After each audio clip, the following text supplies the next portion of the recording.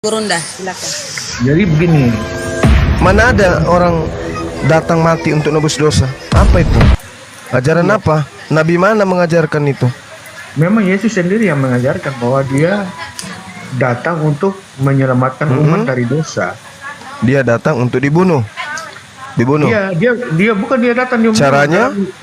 kalau dalam Yohanes 10:18 Yesus berkuasa memberikan nyawa dan mengambil kembali. Yang pertama kita harus garis bawahi bahwa tujuan Yesus datang ke bumi memang harus dia menebus.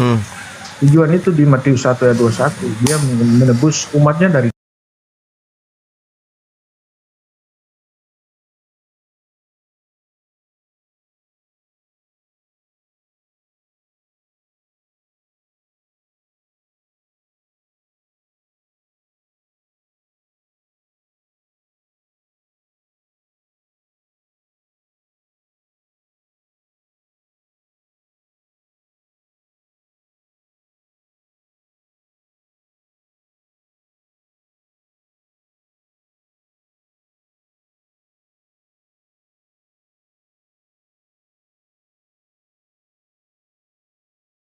Yesus sudah menembus itu. Jadi begini, Terus Pak. kalau orang Kristen berbuat dosa, tunggu.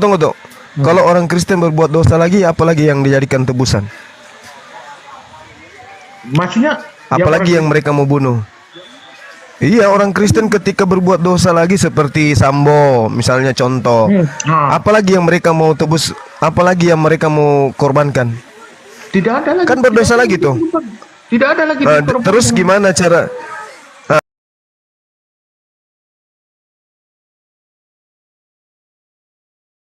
Dia mengimani kepada Yesus, percaya kepada Yesus, supaya Yesus bisa mengampuni dosa itu. Iya. Maksudnya? Jadi meskipun dia itu sudah membunuh manusia, kalau percaya Yesus itu mati di atas salib, dosanya diampuni gitu. Ya, dosanya diampuni. Tetapi hukuman secara negara tetap dijalankan.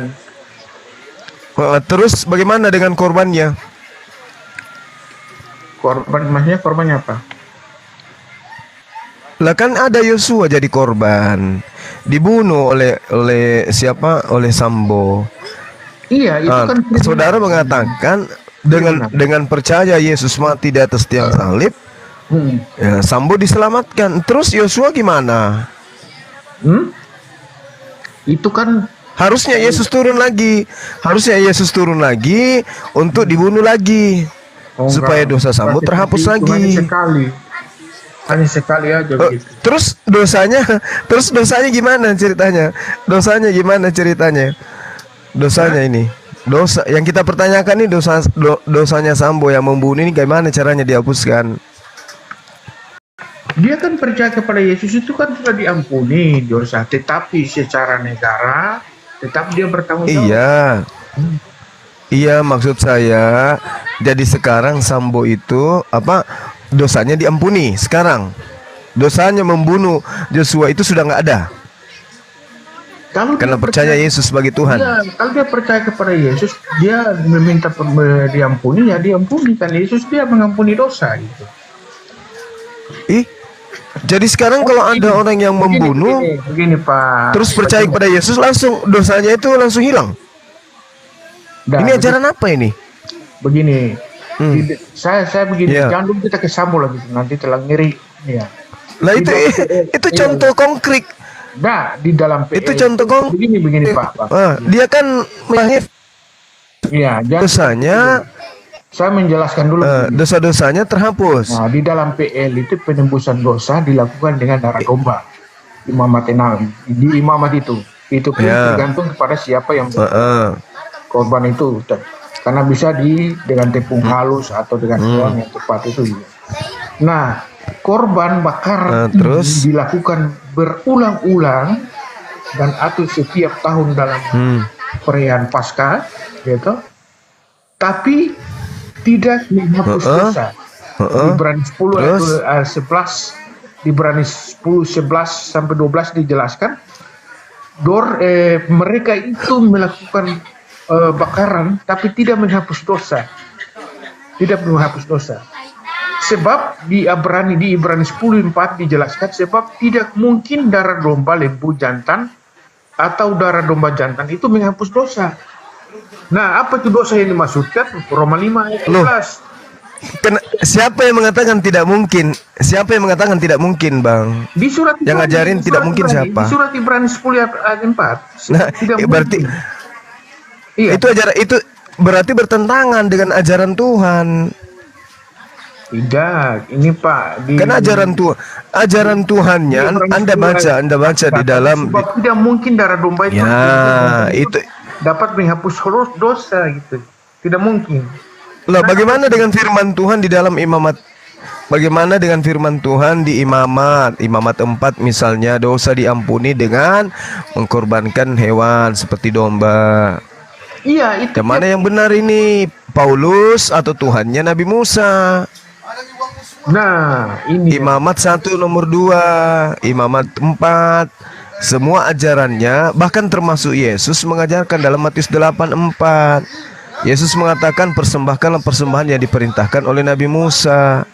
Yang mana yang benar, Paulus atau Tuhannya Nabi Musa ini?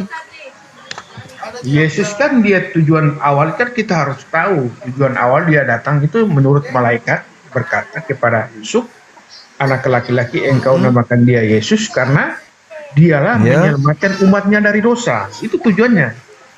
Iya, caranya Yesus menyelamatkan umatnya dari dosa itu kan Yesus mengajarkan pertobatan.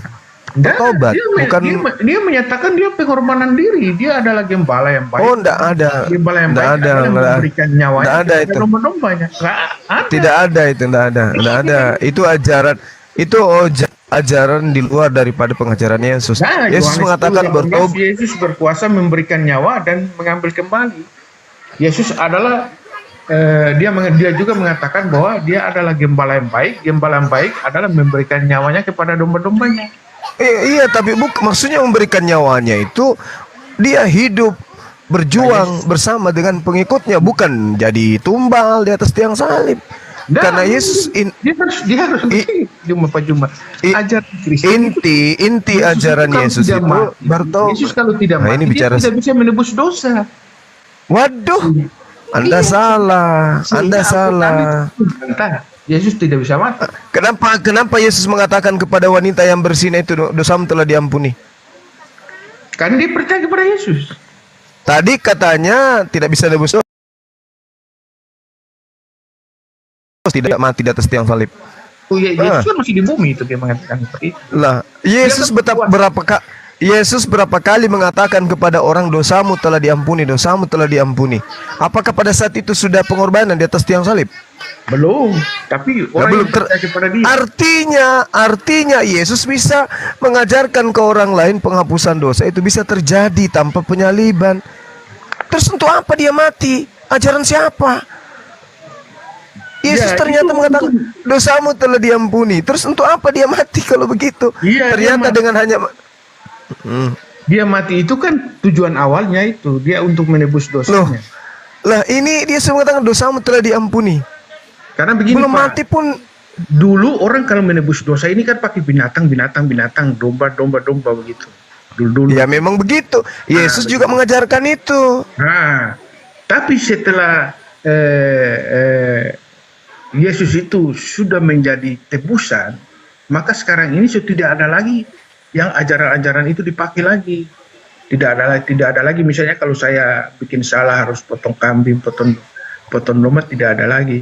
Karena di Ibrani 10 ayat 4 mengatakan itu ajaran Paulus itu. Jantan atau dari domba jantan menghapus dosa, tidak mungkin. Ibrani itu ajaran Paulus, Pak. Jangan Anda hantamkan ajaran Paulus dengan ajaran Yesus.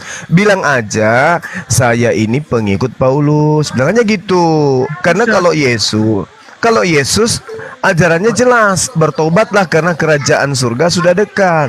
Yesus menjawab, orang-orang yang sehat tidak memerlukan tabib, melainkan mereka yang sakit. Saya tidak datang untuk memanggil orang benar, tapi orang berdosa untuk bertobat. Bertobat, Pak, bukan menerima kematiannya di atas tiang salib. Yesus sendiri yang mengatakan itu. Yesus berkata, orang berdosa itu aku datang untuk orang berdosa agar mereka bertobat. Wahyu 3 nomor 3, oleh itu ingatlah apa yang Anda terima dan dengar, jagalah dan bertaubatlah. Sekiranya Anda tidak bangun, saya akan datang seperti pencuri dan Anda tidak akan tahu jam berapa saya akan menentang Anda. Perintah Yesusnya sudah sangat jelas, bertaubat. Ini ajaran mati di atas tiang salib, ajaran dewa Molok, Pak. Mempersembahkan darah manusia kepada dewa. Itu ajaran dewa Molok. Kalau ajaran Yesus 8 nomor 4, persembahkanlah persembahan yang diperintahkan Nabi Musa. Apa yang diperintahkan Nabi Musa? Jadi kalau Anda berapi-api mengajarkan Ibrani, iya boleh silakan, tapi akui bahwa Anda pengikut Paulus, bukan pengikut Yesus. Karena kalau pengikut Yesus, korbannya adalah hewan. Gitu loh. Oke, sudah. Gimana? Iya, sudah. Jadi begini, kamu tidak mengakui, orang Kristen itu mengakui Paulus itu karena dia seorang rasul gitu. Dia dipanggil ya khusus, silakan itu hak khusus. Ya, dipanggil khusus sesuai. Iya, itu saudara punya iman. Di Roma 1 ayat 5, itu saudara punya iman. Antara Yesus kami menerima kasih karunia dan jabatan rasul. Jadi di Roma 1 ayat 5 itu Rasul Paulus mendapat rasul itu karena kasih karunia. Itu dia mengatakan seperti itu. Nah, ketika dia sudah mendapat kasih karunia dari Yesus dan dia sebagai rasul, maka dia juga membuat mujizat. Contoh, Paulus juga bisa membangkitkan orang mati, Eutikus di Kisah 20 ayat 9 ya. Kemudian dia juga menyembuhkan orang lumpuh. Dia juga diberikan kuasa atas nama Yesus itu. Kemudian bahkan Paulus mengaku juga sebagai rasul, Pak. Dia juga mengaku juga Mesias dia itu. Dia juga mengaku Kristus, Paulus itu. Makanya saya katakan, ya Paulus itu adalah orang yang Anda ikuti, bukan Yesus. Mengenal ajaran korbankan manusia, Yesus mengajarkan korbankan hewan. Tapi sebetulnya, bahkan Yesus mengajarkan bertobat. Tapi sebetulnya kalau kita perhatikan, tidak bertentangan antara ajaran Yesus dengan ajaran Paulus gitu. Tadi aja kita sudah lihat, Pak, bertentangan. Pertentangannya apa? Yesus mengajarkan Tuhan itu seperti apa? Pertentangannya, Yesus mengajarkan korban hewan. Paulus mengajarkan korban manusia, korban Tuhan. Itu aja pertentangan, salah satu dari jutaan pertentangan. Waktu Yesus belum mati seperti itu, Yesus mengajarkan itu bahwa karena dia orang Yahudi kan. Nah, tetapi tujuannya Yesus itu, malaikat mengatakan bahwa dia itu untuk menyelamatkan umatnya dari dosa. Kemudian dia juga akan memberikan nyawanya untuk domba-dombanya sebagai penebusan. Itu kata-kata dia jelas gitu. Dan ini diteruskan oleh domba-dombanya itu dari Bani Israel.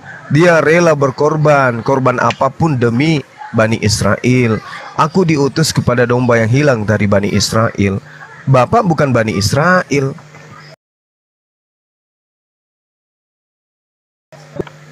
Kan Yesus sendiri yang kalau Anda mengakui Yesus itu adalah Tuhan, itu sama konsepnya Romawi sebelum Kristen ada. Romawi kuno, Yunani kuno, mereka mengimani dewa-dewa datang di atas muka bumi untuk nebus dosa manusia. Dengan cara apa? Mati untuk memberikan nyawanya. Sedangkan ajaran yang diajarkan oleh para nabi, contoh 2 Tawarik 6:18, tetapi benarkah Tuhan hendak diam bersama dengan manusia di atas muka bumi? Sesungguhnya langit, bahkan langit yang mengatasi segala langit pun tidaklah dapat memuat engkau, apalagi rumah ini, apalagi rahimnya Maria.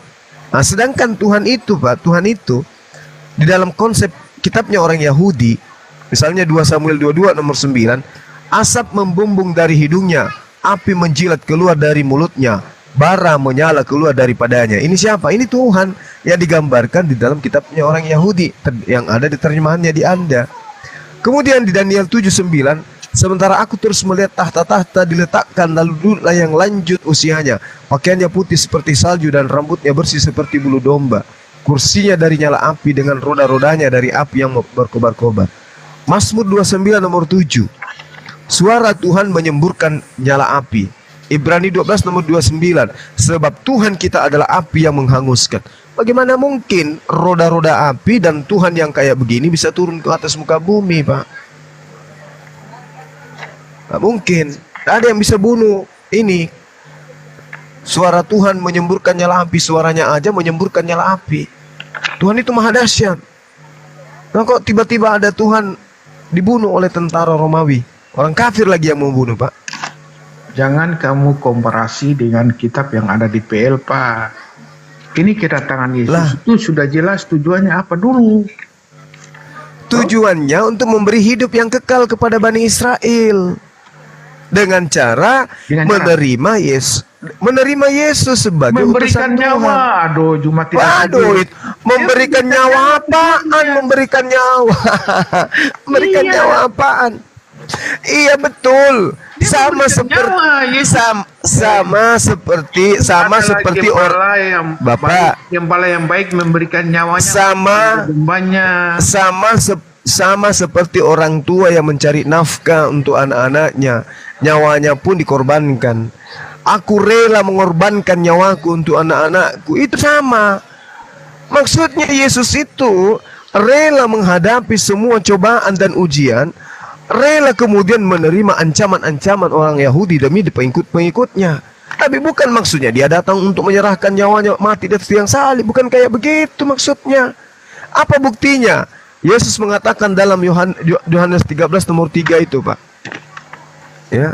Dia mengatakan itu sudah sangat jelas itu.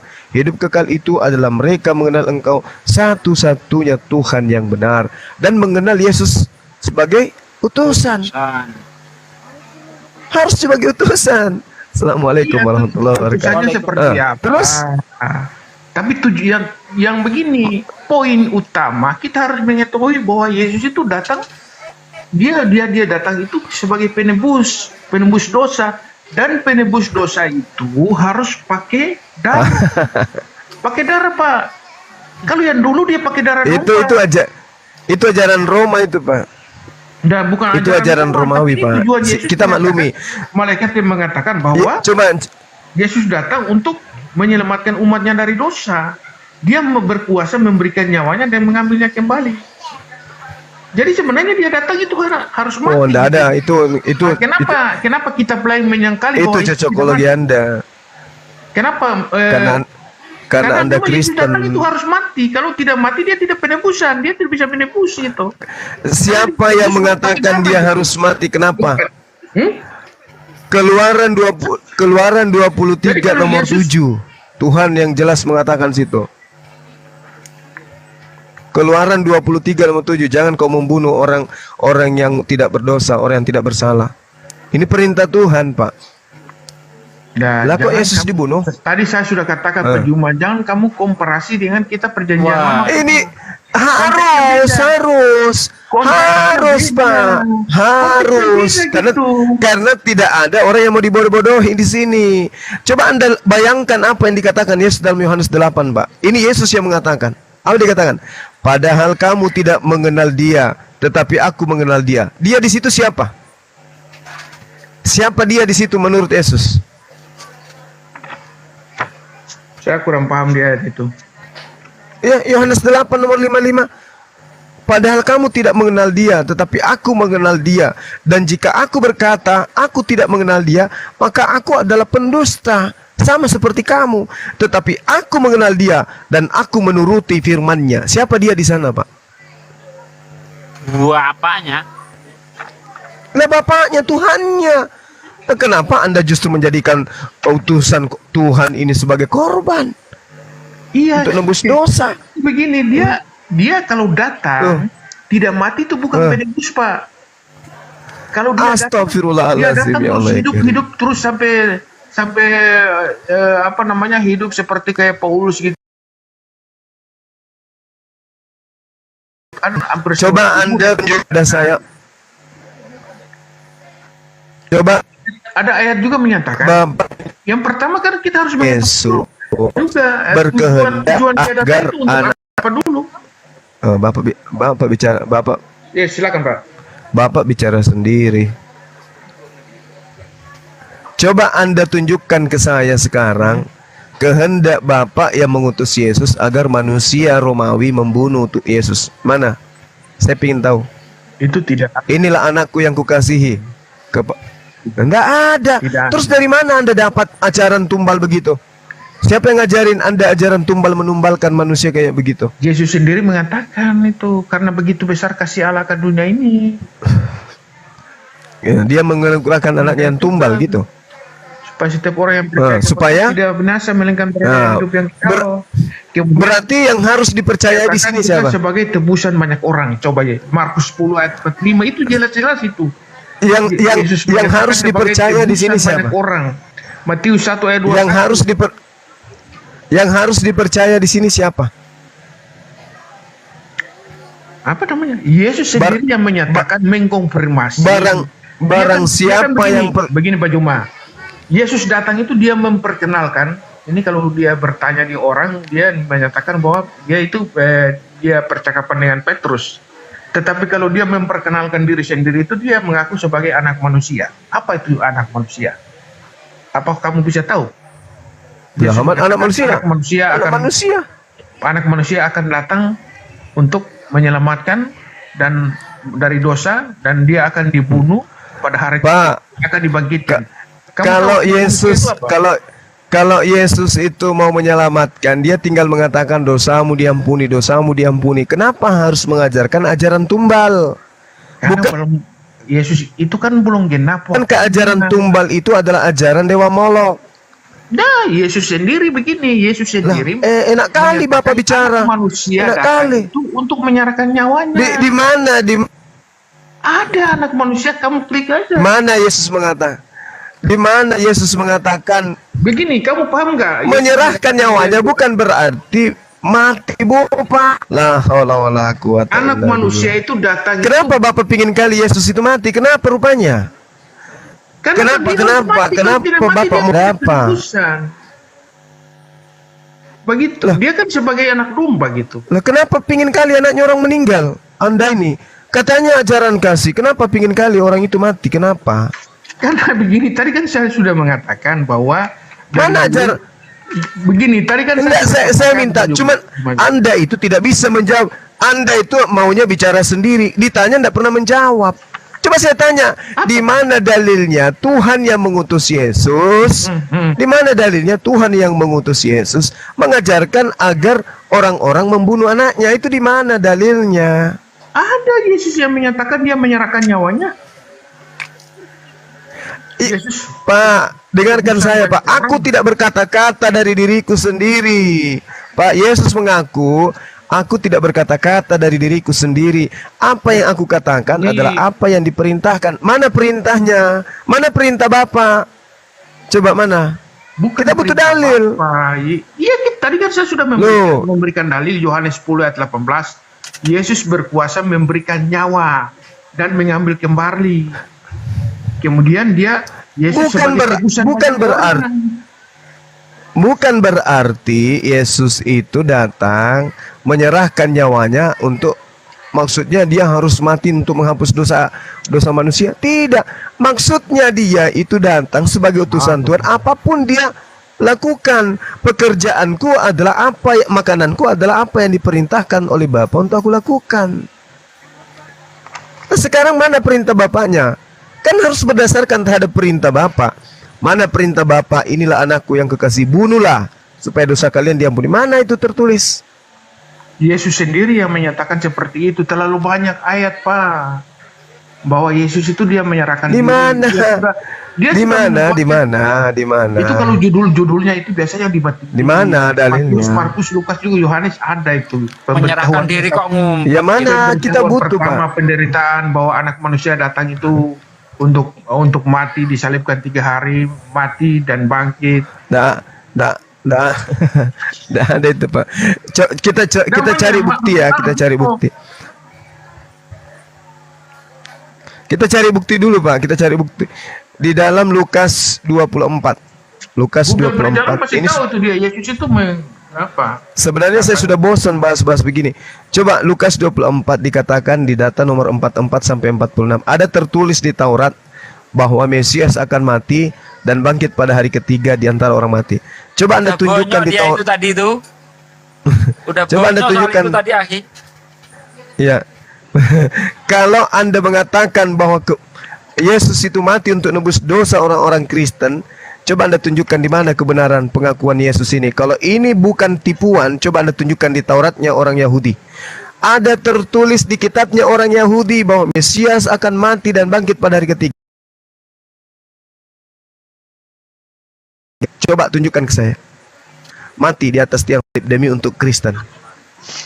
Oke, begini Pak. Jadi begini, konsep Kristen masalah penebusan ini, itu konsepnya itu melakukan pergantian penebusan dosa yang dulu dilakukan oleh Musa dan para Kan asumsi kan. zaman dulu. Dia bukan asumsi, ini cerita di Imam. Pak, ini sudah ada jalan untuk menemukan di mana titiknya Tuhan itu betul-betul menyatakan mengutus manusia untuk mati di atas tiang salib menebus dosa orang-orang Kristen, orang-orang Roma, Yunani.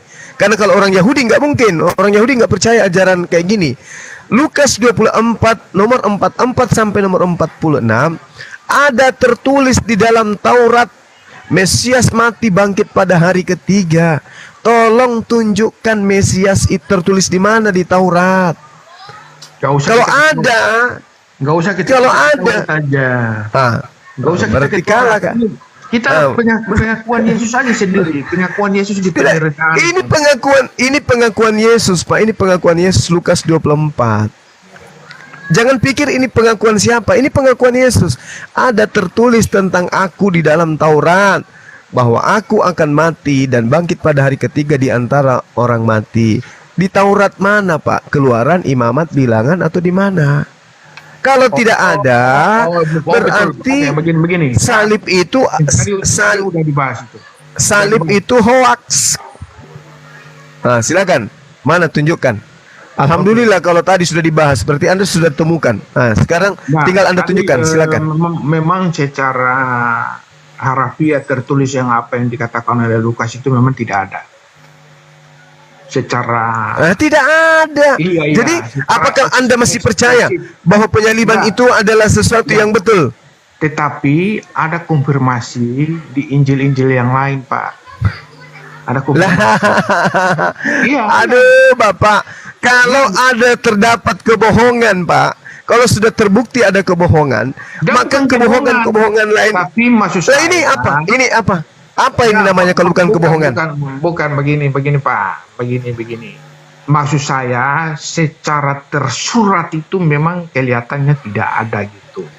Tetapi kan ada dia katakan ada tertulis.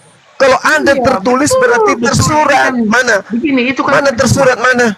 Ini kan mana tersurat, Pak? Terjemahan, jadi kita harus paham dulu. Mari kita masuk ke original teks. Silakan, tampilkan original teksnya kita masuk. Biar saya baca. Paham dulu gitu.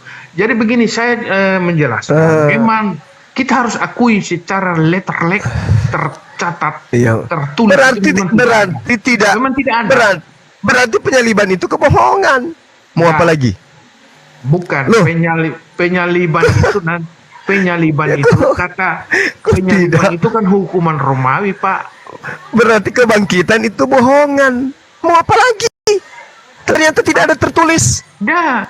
Injil itu bukan cuma Lukas, Pak. Yang tadi kamu baca apa? Maksud saya, Bapak, kalau sudah ada kebohongan seperti ini, ngapain lagi dipercaya? Justru kalau Anda percaya sebuah kebohongan, inilah yang Al-Quran katakan, yukhadi'una Allah walladzina amanu wa ma yakhda'una illa anfusahum wa ma yashurun. Mereka menipu diri mereka, tapi mereka tidak menyadari. Coba bayangkan itu, Pak. Masakan Anda mau percaya ini katanya kitab suci, mengatakan ada tertulis tentang aku di kitab Taurat bahwa Mesias mati bangkit pada hari ketiga. Ternyata nggak ada tertulis, berarti kebohongan. Kalau sudah terbukti bohong, tinggalkan. Jangan masih diimani. Kalau Anda masih mengimani, berarti Al-Quran benar. Anda tidak sadar kalau Anda sedang menipu diri Anda sendiri. Orang lain mana yang mau ditipu, Pak? Nggak ada. Ada tertulis tapi tidak ada. Itu kebohongan. Lalu yang mengatakan itu kitab suci. La haula wala quwata illa billah. Berarti sudah cacat informasinya. Nah, memang secara tersurat dengan kata-kata yang seperti yang Anda inginkan itu memang tidak bisa. Karena menurut Yesus itu tersurat, Pak. Ada tersurat demikian.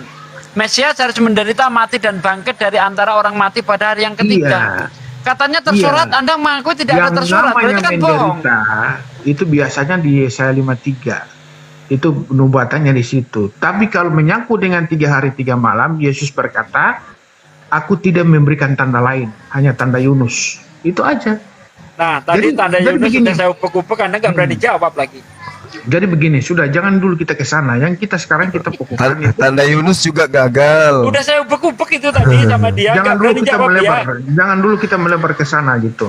Yang kita fokuskan Takut, ya. bahwa Yesus itu dia datang itu harus mati. Dia harus harus dia mati karena penebusan itu harus pakai darah.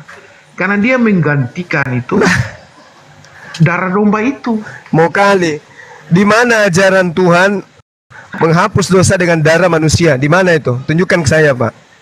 Di imamat, Pak. Di mana? Imamat berapa?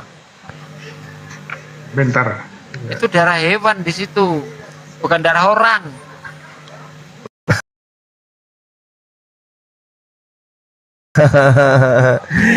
Orang Israel, Pak. Anda kan bukan Israel. Kalau Anda mempersembahkan manusia, ya wajar, Anda bukan orang Israel. Kalau orang Israel, Pak, perintahnya membahkan hewan kurban kepada Tuhan. Anda bukan orang Israel. Jadi kalau Anda mempersembahkan manusia kepada dewa Anda, ya silakan aja. Tapi bukan Tuhannya Israel, ya. Karena Tuhannya Israel tidak suka dengan darah manusia. Hanya dewa Molok. Nah, hanya ada 2, Pak. Tuhannya Bani Israel dengan dewa Molok. Salah satunya nih. Nah, sekarang kita cari di mana kita bisa mencari indikasi tentang kurban. Al-Quran menerangkan surah Al-Hajj ayat 34, Tuhannya orang Yahudi mempersembahkan darah hewan. Oke. Kemudian di Imamat 1 nomor 2, Tuhannya orang Yahudi meminta persembahan darah hewan. Lalu kemudian dewa Molok di mana? Imamat 18:21, Imamat 20 nomor 3. Dewa Molok selalu dipersembahkan kepadanya darah manusia. Yesus dipersembahkan kepada siapa? Karena dia manusia. Ya ke dewa Molok lah. Pasti dewa Molok. Karena Tuhannya Yahudi, Tuhan yang disembah oleh Yesus, tidak pernah minta darah manusia. Gitu ya, Pak, ya. Jadi sebenarnya Yesus itu dipersembahkan kepada dewa Molok. Iya. Silakan. Oke, saya tanggapi ya. Aduh, sebentar, saya masih merah nih signal. Enggak bagus. Suara Anda terdengar, Pak. Signal masih merah. Bagus, bagus. Oh, terdengar. Oke. Jadi begini, Pak Juma, begini. Di Imamat 17 ayat 11 itu perdamaian dengan Allah itu harus pakai darah nyawa, Pak. Tidak bisa pakai darah domba. Iya, tahu. Jadi mereka ya. Maksudnya Oleh karena itu, maksudnya oleh apa, karena Pak? itu ibaratnya dia Maksudnya apa? Maksudnya penebusan dosa itu harus pakai darah nyawa, bukan pakai darah domba, Pak. Jadi darah domba dulu. Darah itu nyawa maksudnya? Di mana? Di mana? Coba baca. Di mana itu tertulis? Di Imamat 17 ayat 11 tadi. Imamat 17:11 itu perdamaian dengan Allah itu harus pakai darah nyawa, Pak. Iya, dia bukan pakai darah binatang, Pak. Begitu. Oleh karena itu tapi di Ibrani 10 ayat 4, sebab tidak mungkin darah lembu jantan atau darah domba menebus dosa atau menghapus bagaimana dengan perintah Tuhannya di Imamat 4? Ternyata lembu yang dijadikan sebagai penebus dosa. Mana yang benar? Makanya Yesus mengatakan di dalam Yohanes 8:44, setanlah yang menjadi bapakmu dan kamu mau mengikuti keinginan setan itu. Ibrani itu mengajarkan mempersembahkan darah manusia. Ibrani yang Anda maksud catat. Iya. Ini Imamat 17 ayat 11. Ini bukan berbicara tentang pengorbanan di sini. Ini berbicara tentang larangan makan darah ini. Setiap orang dari bangsa Israel, dari orang-orang asing atau tinggal di tengah-tengah mereka yang makan darah, kan? apapun juga, aku 17, sendiri akan Pak Sugi. menentang Pak Sugi, dia, 17. melenyapkan dia dari tengah-tengah bangsanya. Iya, ini larangan memakan darah, bukan Nah, pengorbanan. Imamat 17 ayat 11 Pak Sugi. Iya, saya baca dari ayat 10. Makanya jangan asal. Setiap orang dari bangsa Israel dan dari orang asing yang tinggal di tengah-tengah mereka, yang makan darah apapun juga, ya, yang makan darah apapun juga, aku sendiri akan menentang dia dan melenyapkan dia dari tengah-tengah bangsanya, karena nyawa makhluk ada di dalam darah, dan aku telah memberikan darah itu kepadamu di atas mezbah untuk mengadakan perdamaian bagi nyawamu. Ini larangan makan darah, bukan berbicara tentang persembahan. Baca dari ayat 10, Bapak ini mengada-ada. Jadi begini Pak, dulu memang betul dulu mereka menebus dosa itu kan pakai darah domba, darah binatangnya, Pak. Ketika Yesus datang itu dia sudah sebagai penebus. Dia mengatakan di Matius 20 ayat 28, anak manusia datang untuk menebus dosa. Jadi jelas gitu. Jadi dia menebus dosa itu pakai darah. Jadi kalau Yesus itu harus mati. Kalau dia tidak Darah mati, hewan, Pak, bukan darah manusia. Harus mati katanya. Iya, harus mati. Kejam Kalau kali dia tidak ajaran mati, ini. dia tidak mencurahkan darah, Pak. Waduh. Justru itu Al-Quran Yesus- itu yang Yesus mengatakan inilah darahku, Pak. Darah yang dimaksud di situ anggur, inilah dagingku. Roti, Pak, datang Kristen, itu darah yang gimana? kiasan, tidak mungkin. Terus kita kenapa mendarah. Anda, kalau Yesus sudah mengatakan ini darahku, kenapa Anda menggantikan darah Yesus dengan darah beneran? Ya pada saat yang sama waktu Yesus mengatakan itu, waktu di perjamuan itu Ini kan agama dia Anda kejam menggunakan kali roti, loh. dia menggunakan roti dan anggur, Pak. Perjamuan Yahudi Ingat, dengan Pak Freddy, perjamuan ya, ingat. Kristen itu berbeda, Pak. Pak Freddy, tadi kita minta data perintah dari Tuhannya Bani Israel agar mempersembahkan darah manusia. Itu Bapak tadi tidak bisa menunjukkan sudah- itu. Saya sudah menunjukkan Imamat 20. 17 ayat 11 itu. Aduh. Anda salah gimana sih Bapak Nggak ini? denger sih. Nanti saya pelajari kembali, Pak. Padahal udah makan darah. Coba dibaca yang Imamat. benar. Imamat 20 nomor 3.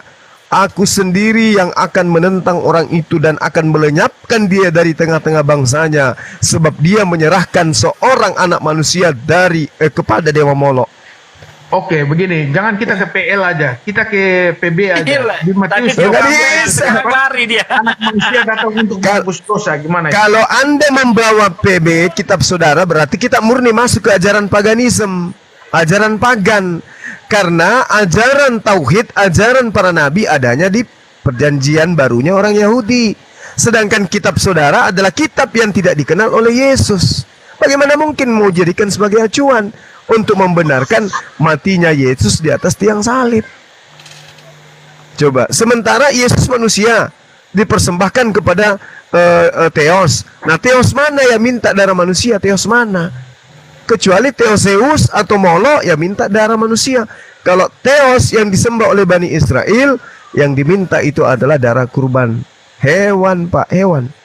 Imamat 20 nomor 3, aku sendiri Tuhan akan menentang orang itu dan akan melenyapkan dia dari tengah-tengah bangsanya, karena ia menyerahkan seorang anak manusia kepada dewa Molok.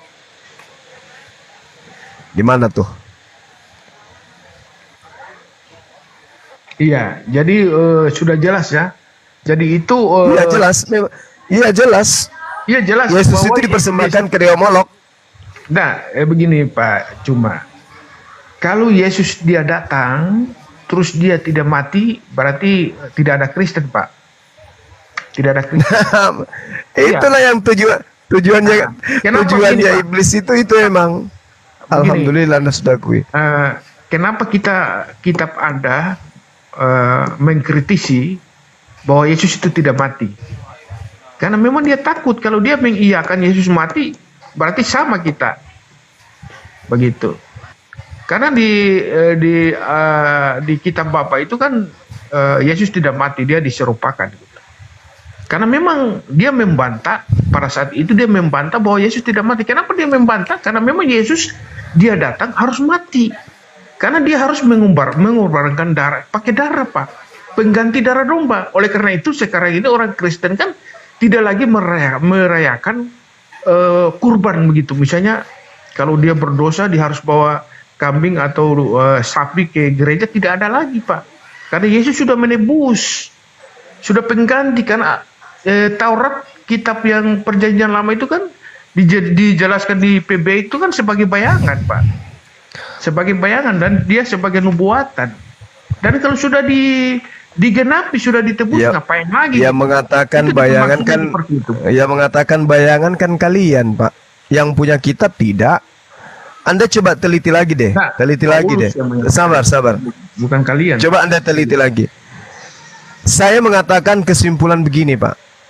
Iblis mempersembahkan Tuhan kepada orang-orang Kristen. Apa pembuktiannya? Yohanes 6 nomor 70. Yesus berkata, "Aku yang memilih kalian yang ke-12 orang ini, tapi salah satu di antara kalian ada iblis." Siapa iblisnya? Yudas. Yohanes 13 nomor 27. Iblis merasuki Yudas. Matius 26 nomor 48. Siapa yang aku cium, itulah Yesus. Tangkaplah Yesus. Yohanes 19 nomor 30. Maka dipersembahkanlah Yesus di atas tiang salib. Apa akibatnya? Roma 14:9. Yesus bangkit dari kematian supaya menjadi Tuhan. Untuk siapa? Untuk orang Kristen. Roma 10 nomor 9. Siapa yang percaya Yesus adalah Tuhan, maka dia akan diselamatkan. Jadi kesimpulannya, iblis menghadiahkan Tuhan kepada kalian orang Kristen. Makanya ketika kita cari akarnya, ketuhanan Yesus berdasarkan penyaliban dan seterusnya, kita cari akarnya di kitabnya orang Yahudi, tidak akan kita temukan. Bahkan tadi Lukas 24 kita cari poin kebenarannya dalam Torah, ternyata nggak ada Pak. Ini murni memang ajaran iblis. Makanya Yesus mengatakan di dalam Yohanes 8:44, iblislah yang menjadi bapakmu, dan kau mau melakukan keinginan bapakmu. Buktinya Yesus mengajarkan di dalam Matius 8:4 agar mempersembahkan hewan kurban. Jadi Bani Israel yang mengikuti Yesus mengadakan pengorbanan. Apa kurbannya? Hewan. Matius 8:4. Tapi Kristen yang dari Roma Yunani justru mengaminkan ajaran Paulus, Yesus mati untuk nebus dosa. Padahal kalau Anda lihat di dalam kitab saudara sendiri, bagaimana perselisihan terjadi di dalam Kisah Para Rasul 19 nomor 25. Orang-orang berselisih paham tentang Yesus. Ada yang mengatakan mati, ada juga yang mengatakan masih hidup. Ini yang Al-Quran terangkan di dalam surah An-Nisa ayat 157. Mereka berselisih paham tentang Yesus. Ada yang mengatakan mati, ada yang mengatakan hidup. Itu dapat tertera di dalam kitab saudara. Silakan. Oke. Dalam Roma 5:12 disebutkan bahwa semua orang telah berbuat dosa. Dalam hanya satu orang, yaitu Adam. Maka manusia mati selamanya. Karena Alkitab mengatakan upah dosa maut. Roma 3:20, dan telah kehilangan kemuliaan Allah. Nah, pengampunan dosa, penebusan dosa ini, apakah dilakukan pakai darah domba? Ya, itu zaman dulu Pak. Ingat, zaman dulu. Nah, zaman sekarang itu sudah tidak ada lagi, karena penebusannya sudah dilakukan oleh Yesus sendiri. Yesus mengatakan, akulah penebus dosamu. Karena di Ibrani 10:4, sebab tidak mungkin darah domba lembu jantan atau darah domba jantan itu menghapus dosa. Karena di Ibrani 9:28, maka Yesus datang sebagai penebus hanya satu kali saja Pak. Dulu itu setiap orang berbuat dosa, ya mereka bait Allah itu dijadikan bisnis Pak. Di situ ada banyak hewan gitu. Kalau kamu datang yang kurus-kurus, mereka tawarkan yang gemuk-gemuk Pak. Jadi itu dia tergantung kepada orangnya. Kalau orangnya punya jabatan yang lebih tinggi, mungkin dia punya dombanya lebih bagus. Nah sekarang ini sudah tidak ada lagi, karena Yesus sudah menebus. Begitu, bukan orang Romawi yang atau kemauan Paulus yang menebus Yesus itu. Yesus sendiri dia datang sebagai penebus. Kuncinya, anak manusia datang untuk menebus dosa. Matius 20 ayat 28. Jadi dia menebus dosa harus pakai apa Pak? Yesus. Dia harus pakai darah Pak. Oleh karena itu dia harus menjadi manusia. Kalau dia tidak bisa menjadi manusia, tidak bisa. Nanti dia tidak bisa dibunuh, Pak. Dia tidak bisa disalibkan. Karena penebusan itu. Oleh karena itu, Allahu Yesus Akbar, datang Masya Allah. itu harus dia mati. Ya, lebih tepatnya kita nggak usah malu-malu. Dia sebagai tumbal, Pak. Iya. Sebagai Iya. tumbal untuk dosa kita. Karena dosa kita hanya satu orang. Roma 5 ayat 12 mengatakan hanya satu orang, semua sudah kita kerasukan semua dosa. Upah dosa adalah maut. Jadi kalau dia tidak menebus, begitu kita mati selamanya, Pak. Kita di neraka selamanya. Begitu. Jadi dia harus melakukan perdamaian gitu. Dia melakukan perdamaian, Pak, harus pakai darah nyawa, Pak, sesuai imamat. Ya, saya hargai itu iman Anda ya, iman yang mempersembahkan manusia kepada dewa Molok. Saya hargai, Pak, Nah, saya hargai. begini, kamu menghargai. Tunggu, giliran saya. Kita bukan saya asumsi, Pak. Giliran saya. Oke, silakan. Kalau nubuatan penyaliban itu betul-betul ada, tidak mungkin Yesus itu menjelaskan tentang dirinya. Tidak mungkin Yesus membela dirinya. Yohanes 7 nomor 19, bukankah Musa yang telah memberikan hukum Taurat kepadamu? Namun tidak seorang pun di antara kamu yang melakukan hukum Taurat itu. Mengapa kamu berusaha membunuh aku? Coba. Yesus tidak perlu kemudian bertanya, kenapa kau berusaha membunuh aku? Kalau memang ada nubuatan di dalam kitab Taurat bahwa Yesus datang untuk dibunuh, apa yang dia bertanya? Kenapa kau berusaha membunuh aku? Ya, Yesus harus tahu dong bahwa memang dia datang untuk dibunuh, tapi kan faktanya tidak. Jadi konsep yang saudara bawa ya konsep dewa Molok. Yohanes 8 nomor 37. Ini Yesus lagi nih. Aku tahu bahwa kamu adalah keturunan Abraham, tetapi kamu berusaha untuk membunuh aku karena firmanku tidak.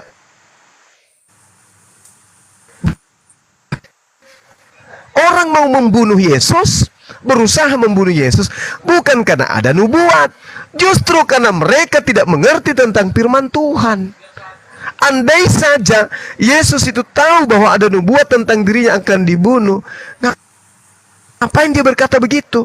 Aku tahu bahwa kamu adalah keturunan Abraham, tetapi kamu berusaha untuk membunuh aku karena firmanku tidak beroleh tempat di dalam hatimu. Harusnya kalau nubuatan penyaliban itu betul-betul ada, Yesus tidak berkata begitu. Dia harusnya berkata begini, aku tahu bahwa kamu adalah keturunan Abraham, makanya kamu berusaha untuk membunuh aku, sebab firmanku berada dalam kalian. Tapi kan tidak, malah sebaliknya. Dikatakan lagi dalam Yohanes 8 nomor 4, lagi-lagi Yesus yang berkata, Pak, bukan saya. Tetapi yang kamu kerjakan adalah berusaha membunuh aku. Aku seorang yang mengatakan kebenaran kepadamu, yaitu kebenaran yang aku dengar dari Allah. Pekerjaan yang demikian tidak dikerjakan oleh Abraham. Terus kenapa kamu berusaha membunuh aku? Kenapa? Kalau nubuatan tentang penyaliban itu ada, Yesus tidak perlu bertanya-tanya. Nah, pengakuan Yesus lagi nih di dalam Yohanes 10 nomor 32. Tolong dicatat semua yang saya sampaikan tadi. Kata Yesus kepada mereka, banyak pekerjaan baik yang berasal dari Tuhanku yang kupekerjakan kepadamu, yang kuperlihatkan kepadamu. Pekerjaan manakah? Pekerjaan manakah yang kemudian menyebabkan kamu mau melempari aku? Mau dilempari aja Yesus protes, apalagi mau dibunuh. Harusnya Yesus itu mengatakan, banyak pekerjaan baik yang berasal daripadaku yang kuperlihatkan kepadamu. Silakan engkau melempari aku batu sampai aku mati, karena aku datang memang untuk mati. Ini tidak. Pekerjaan mana yang aku kerjakan yang membuat engkau mau melempari aku batu? Lalu ada lagi di dalam Yohanes 16, semua aku katakan kepadamu supaya kamu jangan, bahkan akan datang saatnya bahwa setiap orang yang membunuh kamu akan menyangka bahwa ia berbuat bakti kepada Tuhan. Mereka akan berbuat demikian karena mereka tidak mengenal baik Bapa maupun aku. Coba. Jadi bagaimana mungkin ada pengajaran tentang salib, pembunuhan kepada Yesus kalau Yesus mengatakan hal seperti ini? Kamu akan dikucilkan. Bahkan akan datang saatnya bahwa setiap orang yang membunuh kamu akan menyangka bahwa ia berbuat baik kepada Tuhan. Mereka akan berbuat demikian karena mereka tidak mengenal baik Bapa maupun aku. Itu coba.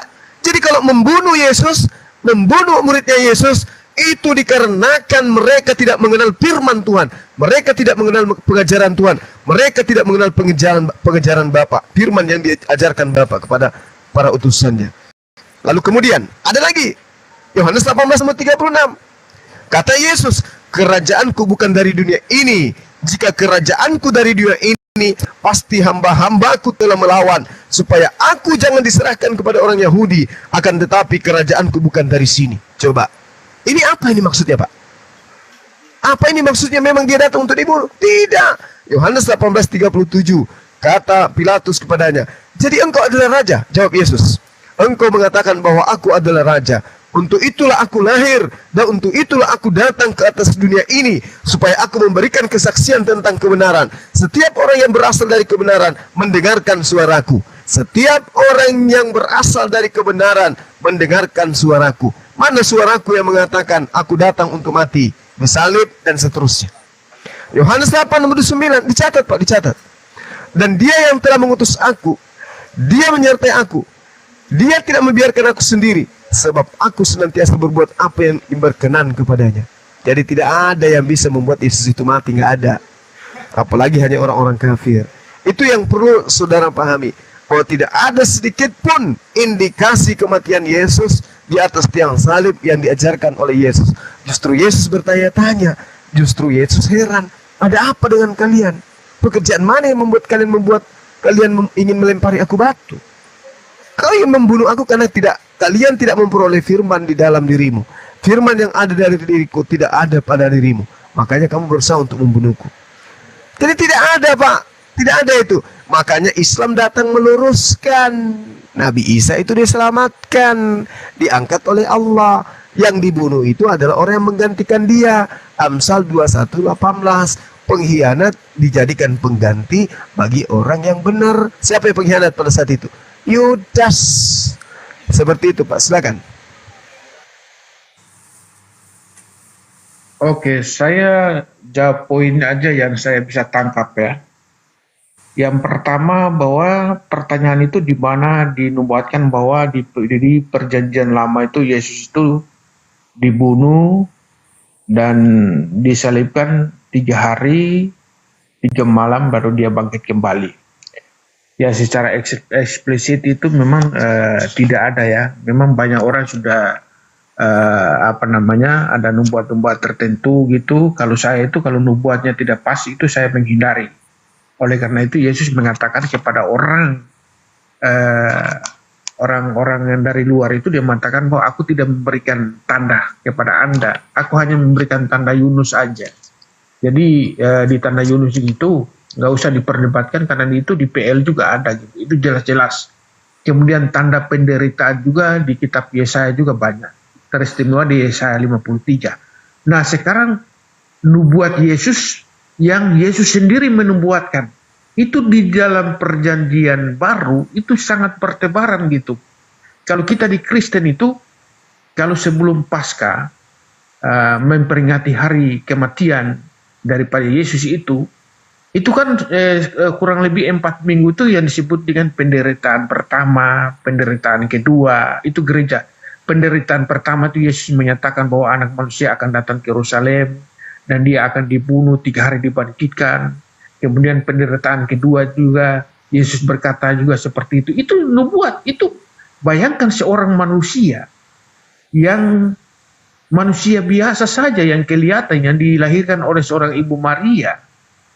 Terus dia mengatakan sebelum kejadian itu mati, sebelum dia mati dibunuh, dia sudah menyatakan, bahkan sudah dimatakan, dia menyatakan bahwa dia akan disalibkan. Nah, kata salibkan ini kan hukuman daripada bangsa Romawi pada saat itu. Tidak ada hukuman lain, hanya untuk yang disalibkan. Dia juga menyatakan seperti itu sampai 4 kali. Sampai dengan perjamuan pada saat hari Paskah di hari Jumat, itu sehingga seorang bukan bangsa Yahudi tapi ada seorang bangsa orang non Yahudi yang di sana, dia juga pernah saya baca di salah satu artikel atau buku itu sampai menyatakan tuh judulnya itu Jumat Durhaka. Bayangkan itu. Judul bukunya seperti itu. Bahwa Yesus benar-benar dia dibunuh di hari Jumat itu. disalibkan itu. Jadi dia sudah mengatakan, tidak mungkin seorang biasa terus dia mengatakan seperti itu. Jadi kalau misalnya ada, tidak apa, tetapi Yesus sendiri sudah lagi melakukan nubuat sendiri. Dia mengatakan bahwa 3 hari lagi anak manusia itu siapa coba? Anak Yesus yang dimaksudkan yang anak manusia, itu dia menunjukkan nubuatan dia menggenapi di kitab Daniel 7 ayat 13. Yaitu seorang anak manusia akan datang dari awan-awan. Itu yang dimaksudkan. Kan orang ketika Yesus mengatakan anak manusia, orang kan punya pikiran langsung ke Bunda Maria yang melahirkan anak manusia itu. Padahal bukan itu maksudnya. Yesus yang maksudkan itu dia menggenapi kitab Daniel 7 ayat 13, yaitu seorang manusia datang dari awan-awan. Itu yang dimaksudkan. Sehingga memang jelas, itu yang saya katakan bahwa memang betul Yesus selain menubuatkan bahwa dia menubuatkan yang di PL itu hanya di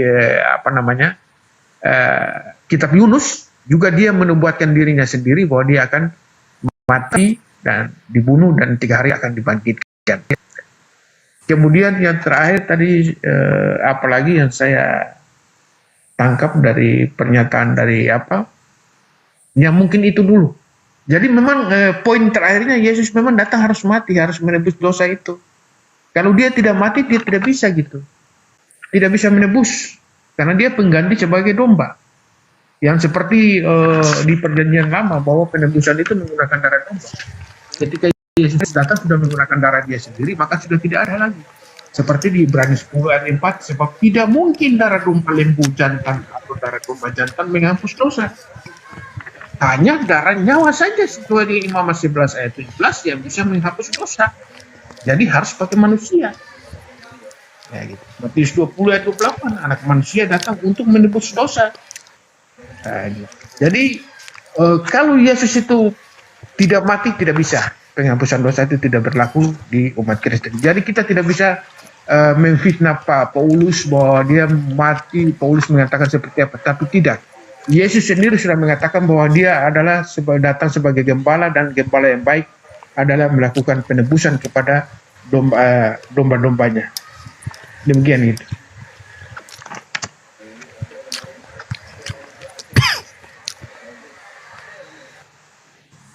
Oke, kalau sudah tidak ada,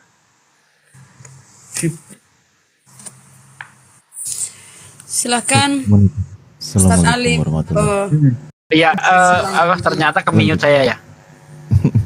wabarakatuh. Anda berkali-kali bawa tanda Yunus, tapi Anda kalau dibahas tidak mau tanda Yunus.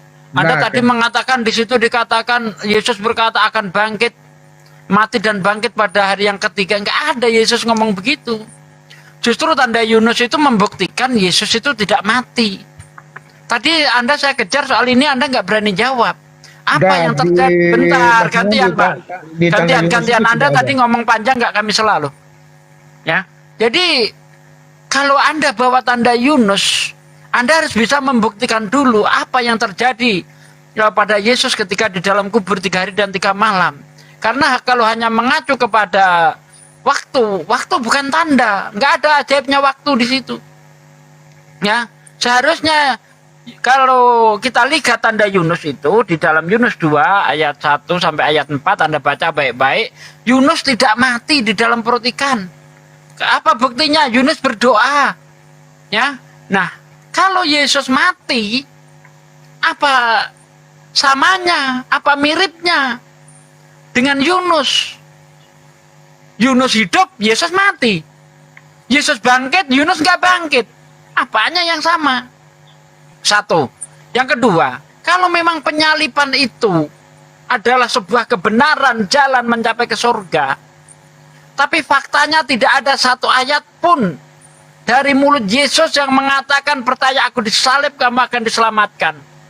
Yang mengatakan bahwa Yesus Tuhan mati dan bangkit dari antara orang mati. Kalau kamu percaya bahwa Yesus itu Tuhan mati dan bangkit dari antara orang mati, kamu akan diselamatkan.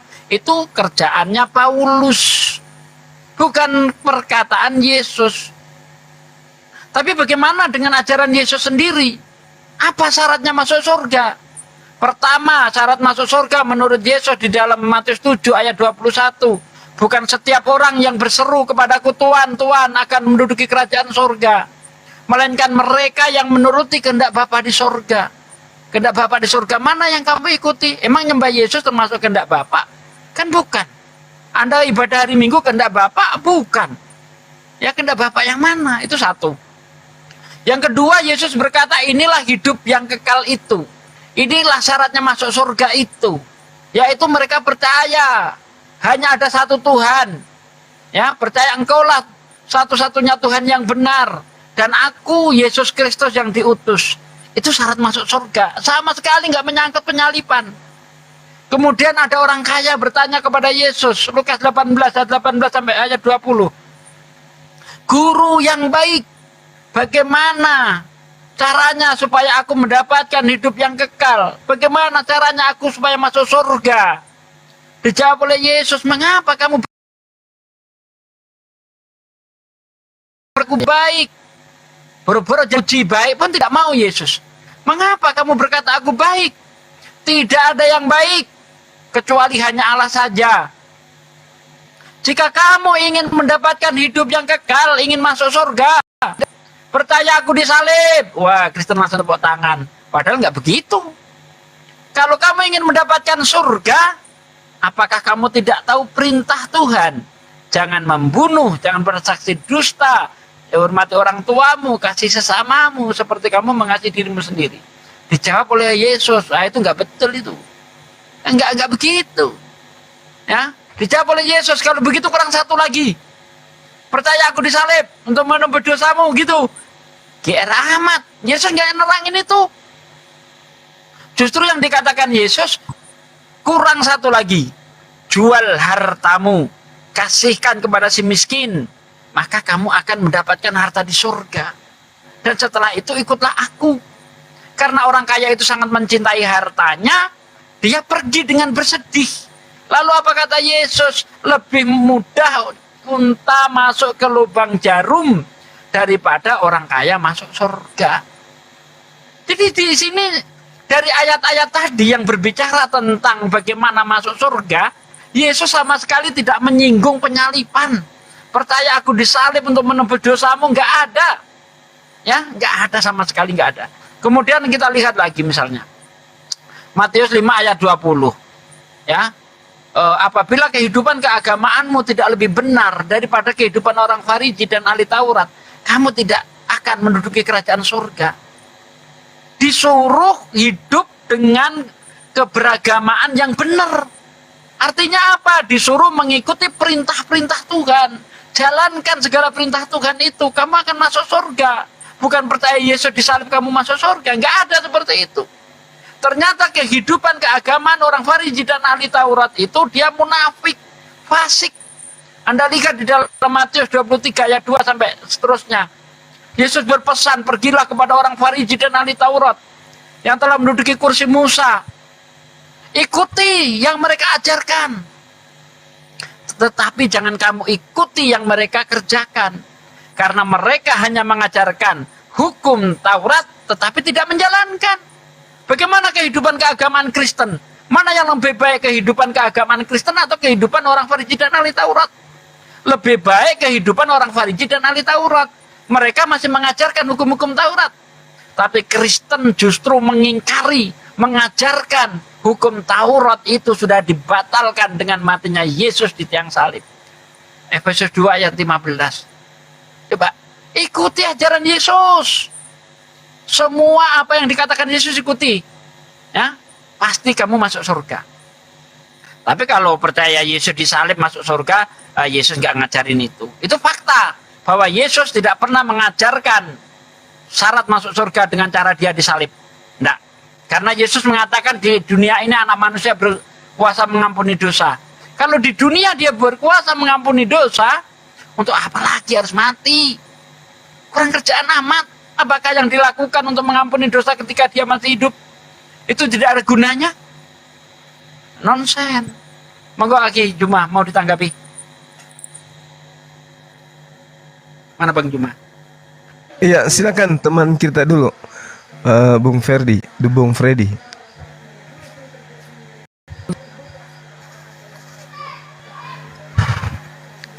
Bang Freddy, silakan.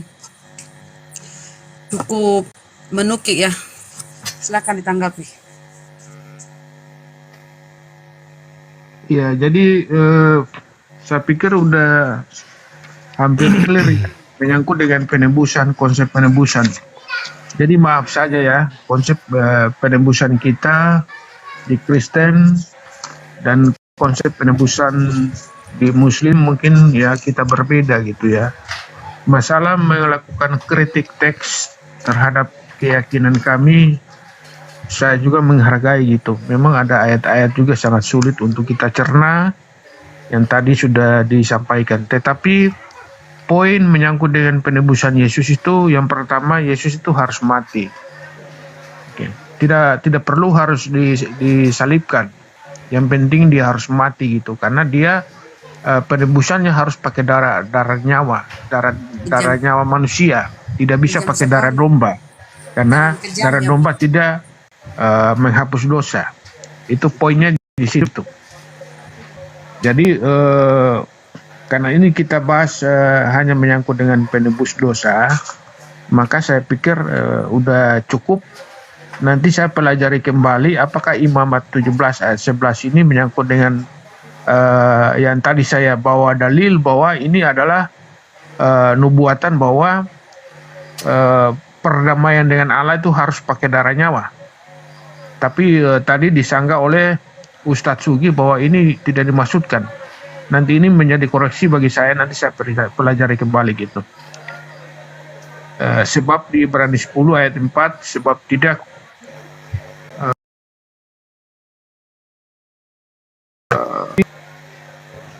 atau darah domba menebus dosa. Jadi apa yang diajarkan, Yesus sendiri mengatakan bahwa aku datang untuk menebus dosa. Paulus mengajarkan bahwa dengan matinya dia melakukan penebusan dosa. Menyangkut dengan menghapus Taurat itu nanti kita bahas kemudian. Saya pikir ini udah larut di daerah saya, ini statement terakhir saya. Ya, mohon maaf nanti kita ada narasumber lain gitu yang bisa menggantikan saya karena saya sudah ya lumayan capek lah. Oke Bang, oke. Mestinya masih Silakan, semangat gitu. Bung Ferdi. Setelah mungkin saya mengakhiri, tapi saya belum turun. Saya ingin mendengar dulu khotbah dari Bang Juma gitu. Silakan. Mantap. Oke, jadi gini Pak, saya menghargai ya, itu iman saudara yang dihasilkan dari pengajaran orang Farisi, yang Yesus justru meminta kepada pengikutnya agar waspada kepada orang Farisi.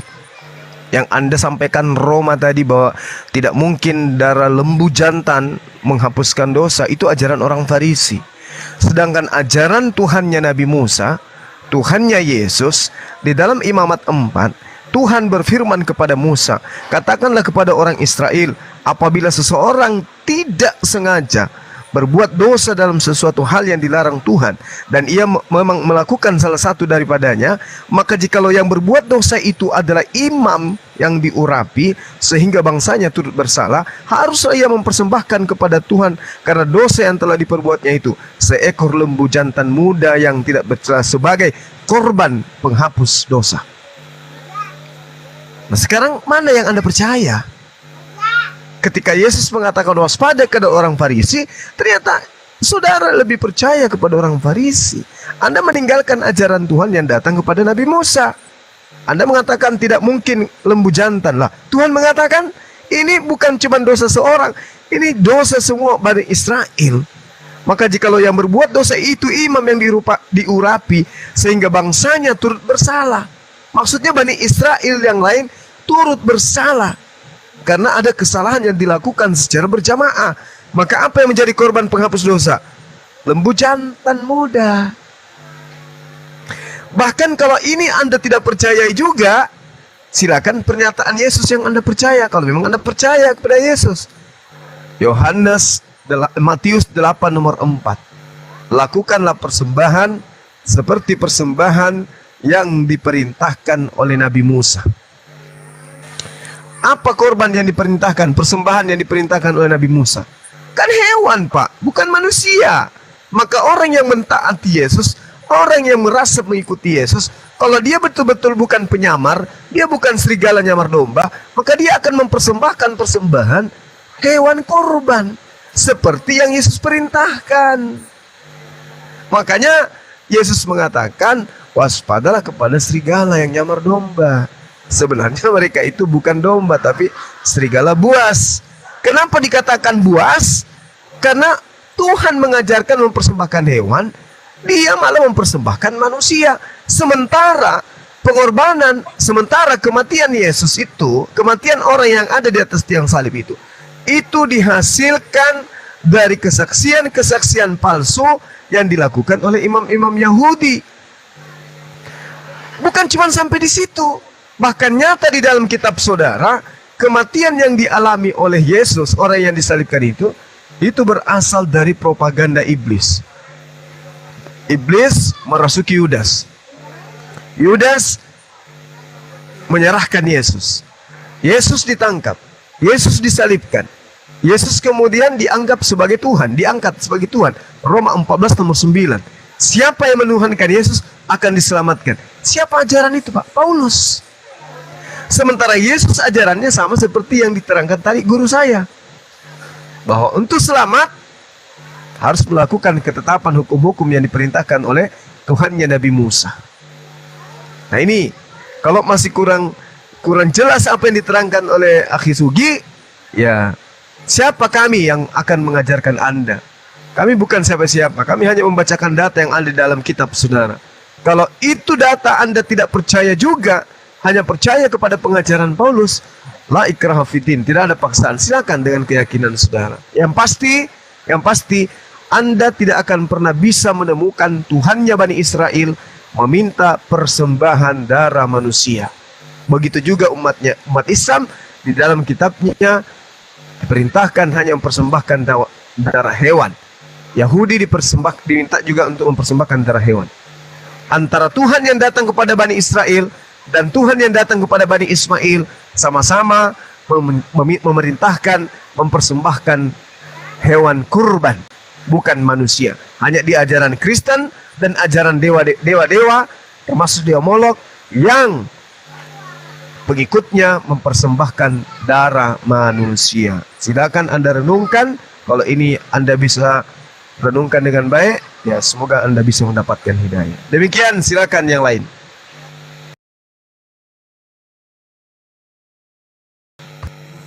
Masya Allah, Gus. Masya Allah. Baru bergabung kembali. Cuma Pak Freddy kah di sini yang bergabung? Pak Freddy masih monitor. Mau istirahat beliau, udah dari tadi, dari siang. Kasihan kalau dipaksa terus bisa ngedrop. Katanya Pak Freddy mau nyusul Pak Pendeta Dance dulu, Pak Dance. Saya mau istirahat dulu sini Pak. Sudah. Ya Pak. Makasih Pak, sudah dialog dengan baik Pak. Siap. Kenapa ya? Udah tahu kebenaran tapi masih Kalau seandainya Islam ini mengajarkan seperti di Kristen gitu ya, dosa kita bisa ditebus oleh orang lain, saya tinggalkan Islam. Kenapa? Karena saya tidak mau jadi pengecut. Saya harus berani bertanggung jawab terhadap dosaku. Kalau masih takut dengan siksa, masih takut dengan azab, masih takut dengan pembalasan, ya jangan berbuat dosa. Nah kalau berbuat dosa ada yang nanggung, ada yang menghapus. Bagaimana mungkin orang itu termotivasi untuk berbuat baik, untuk taat kepada Tuhan? Justru dengan adanya ajaran tebus dosa inilah perintah ini siapa sih noise nih? Ya, dengan adanya tebus dosa ini, ajaran Tuhan banyak ditinggalkan, banyak diingkari. Mereka semakin buas, semakin rakus, semakin babi. Ya kan? Mereka semakin meninggalkan perintah-perintah Tuhan, termasuk disuruh mengkuduskan Sabat, tapi diganti dengan minggu yang tidak jelas dari mana itu perintahnya. Saya melihat kok malah aturan Tuhan ini kacau gitu. Karena menurut Paulus di dalam Galatia 5 ayat 2 itu, ayat 1 sampai ayat 6 lah ya, bahwa kita itu sudah dibebaskan dari kukuk perhambaan dengan matinya Yesus di tiang salib. Bahkan kalau masih menjalankan sunat, itu artinya tidak menghargai pengorbanan Yesus. Coba. Jadi ketika Anda taat kepada Tuhan, melakukan segala perintah Tuhan, itu artinya Anda tidak menghormati pengorbanan Yesus. Waduh, benar-benar ini ngaco, nggak sesuai dengan ajaran Tuhan yang sebenarnya begitu. Padahal di dalam kitab perjanjian lama nggak sunat, mati hukumannya. Makan babi Tuhan jijik misalnya kan. Di dalam Imamat 11 itu ayat 45 kan jelas itu. Tuhan itu Kalau Maha itu, kudus, maka Ustaz, kuduskanlah dirimu. Ya gimana Tad? kalau Pak Freddy itu enaknya kalau diskusi dia jujur dia. Maksudnya Iya, iya. jujur kayak gitu. Kemarin tuh gini Ustaz, dia bilang sampai dia jujur itu gini. Iya, yang masih saya bingung itu konsep dari segala kuasa telah diberikan kepadaku. Jadi yang maha kuasa ini sekarang yang mana? Itu jadi, loh kok Pak Pendeta bisa bingung di ayat itu, kataku. Waduh, Iya. bahaya juga ini, bisa guncang Dia jujur. juga. Setidak-tidaknya dia jujur, ada Iya. apa ya, kebingungan dalam Ya, dia dirinya. kalau belum tahu dia ngaku dia. Mm-mm. Hmm. Tapi dulu itu agak ngeyel juga dia dulu. Ustaz. Kita sapa dulu. Selamat malam. Assalamualaikum Bang Julius Sugi. Bang Julius apa nih Bang? Nama panjangnya Julius aja ya. Dan Iya, selamat malam. Selamat malam. malam Bang. Ya, Bang malam. Swer. Iya, saya nama lengkap saya Julius Joko Susilo nih. Oh iya. Kalau iya. Islam Kristen Bang? Selamat Saya malam. Katolik, Pak. Katolik, Oke. Pak. Malam. Malam. Kalau Swer Selamat malam. Kristen. Ya, Dari selamat malam. Bima. Saya dari Bima. Oh Ini Islam siapa ya ya? Swer. Swer. Ya, Siapa? Islam. Saya Oh, sering dengar ini debat Bang Juma sama kawan-kawan Kristen itu. Sama Oten itu. Kemarin Silakan, Bang. saya masuk Bang- di grup Oten. Ya, Ya. Bang. Ya, Bang silakan Bang Julius. Julius, apa yang mau didiskusikan Bang Julius? Kalau Kaila ini siapa Kaila? Oh, ini Bang Budi. Kaila. Waalaikumsalam ya. warahmatullahi wabarakatuh. Bang Sugi, assalamualaikum Waalaikumsalam. Ini kan saya baru masuk, jadi saya belum begitu mendengar semua yang didiskusikan. Jadi saya hanya mendengarkan dulu, baru nanti bisa masuk. Ya, topiknya tentang keselamatan sih sebenarnya Bang. Apakah keselamatan itu melalui penyaliban Yesus? Oh, keselamatan. Ya, apa atau dengan cara Hmm. melakukan segala perintah Tuhan, itu intinya itu tadi yang kita bincangkan dengan Oh, Pak intinya Fred. itu.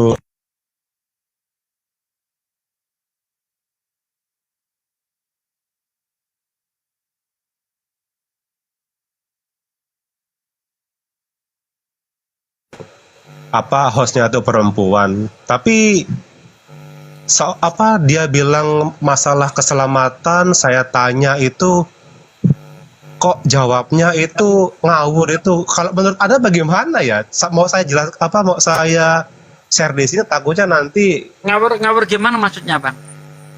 ya, maksudnya kan bilang saya kan dianya kan Kristen, saya kan bertanya sama dia. Tanya ke orang seben- Kristen. Iya, yang hostnya Oh. itu saya Menurut kan dia gimana? menurut dia kan saya bertanya begini, mohon maaf sebelumnya Anda agamanya Kristen. Iya, saya Kristen. Saya tanya Kristen apa? Dia jawabnya Kristen sejati. Nah, pertanyaannya, mohon maaf di sini memang ada ya yang agamanya Kristen sejati? Setahu saya itu Kristen ya, Kristen Protestan dan Kristen Katolik begitu. Terus soal keselamatan gimana menurut dia? Kalau soal keselamatan dia itu bilangnya itu hanya pokoknya Yesus juru selamat gitu aja. Soal penyelamatan dan yang diterangkan sama dia juga dia itu saya nggak mudeng gitu loh. Ya mungkin Bang Zuma itu sudah tahu lah, kalau Bang Zuma nggak perlu diomongin lagi. Orang Bang Zuma ya diblokir sama dia. Siapa Bang Juma? Bang Juma, ayo ngaku. Ada Selingkuh di belakang Mikana. layar nih. Ada Mikana. Oh, Mikana.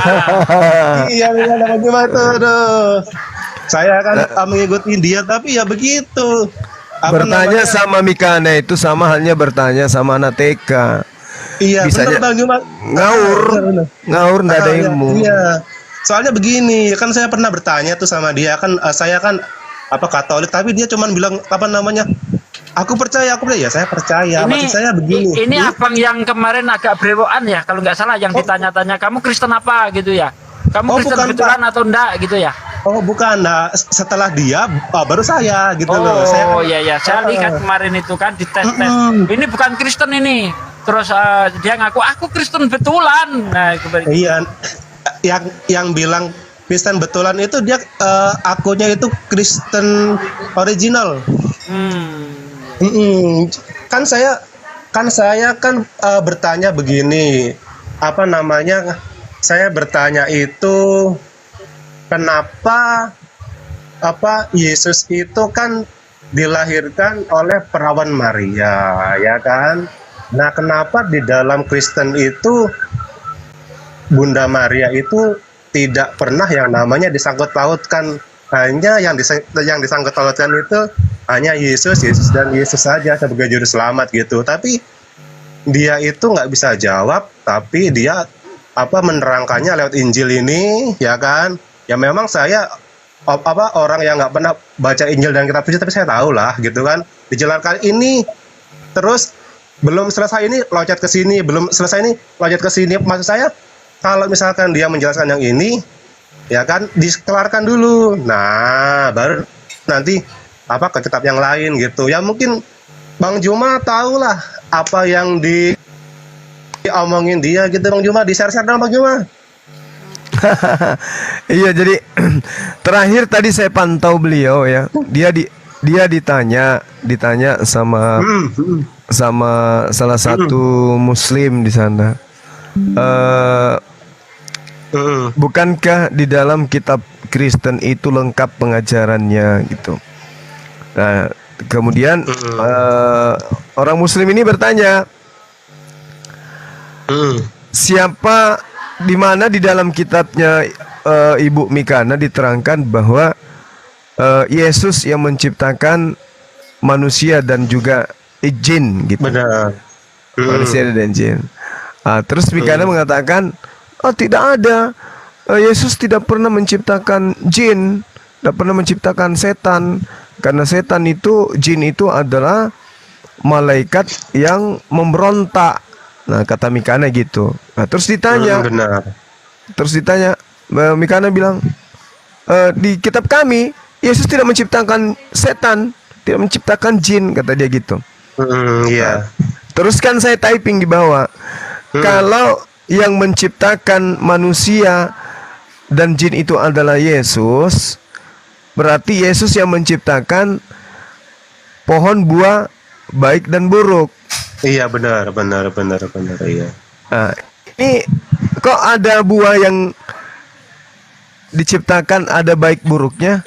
Jadi keburukan ini siapa yang ciptakan? Iya. Ya kan? Iya. Kan sudah ada pohon baik dan buruk. Pohon baik dan jahat. Iya. Siapa yang menciptakan kejahatan? Siapa yang menciptakan pohon itu? Pohon diciptakan lengkap dengan instrumen buruk di dalamnya. Siapa yang cipta? Ternyata instrumen buruk yang ada di dalamnya ini adalah iblis, kejahatan. Berarti yang ciptakan kejahatan adalah Yesus.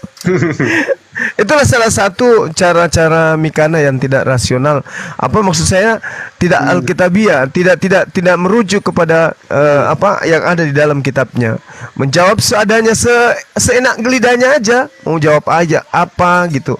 Yang menurut dia itu bisa dia katakan, itu yang dia katakan. Itulah Mikana, makanya saya diblokir. Dan dia bikin PT, saya tidak mau berdebat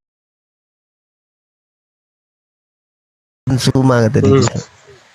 Dia bukan nggak mau berdebat dengan Bang Zuma, karena dia itu kalau dengan Bang Zuma itu takut dia kalah debat doang, bukannya dia nggak mau debat gitu. Dan sekarang kalau dia dia live streaming itu, kalau saya minta pertemanan dan itu nggak pernah di accept lagi, mungkin saya udah ditandai kali ya.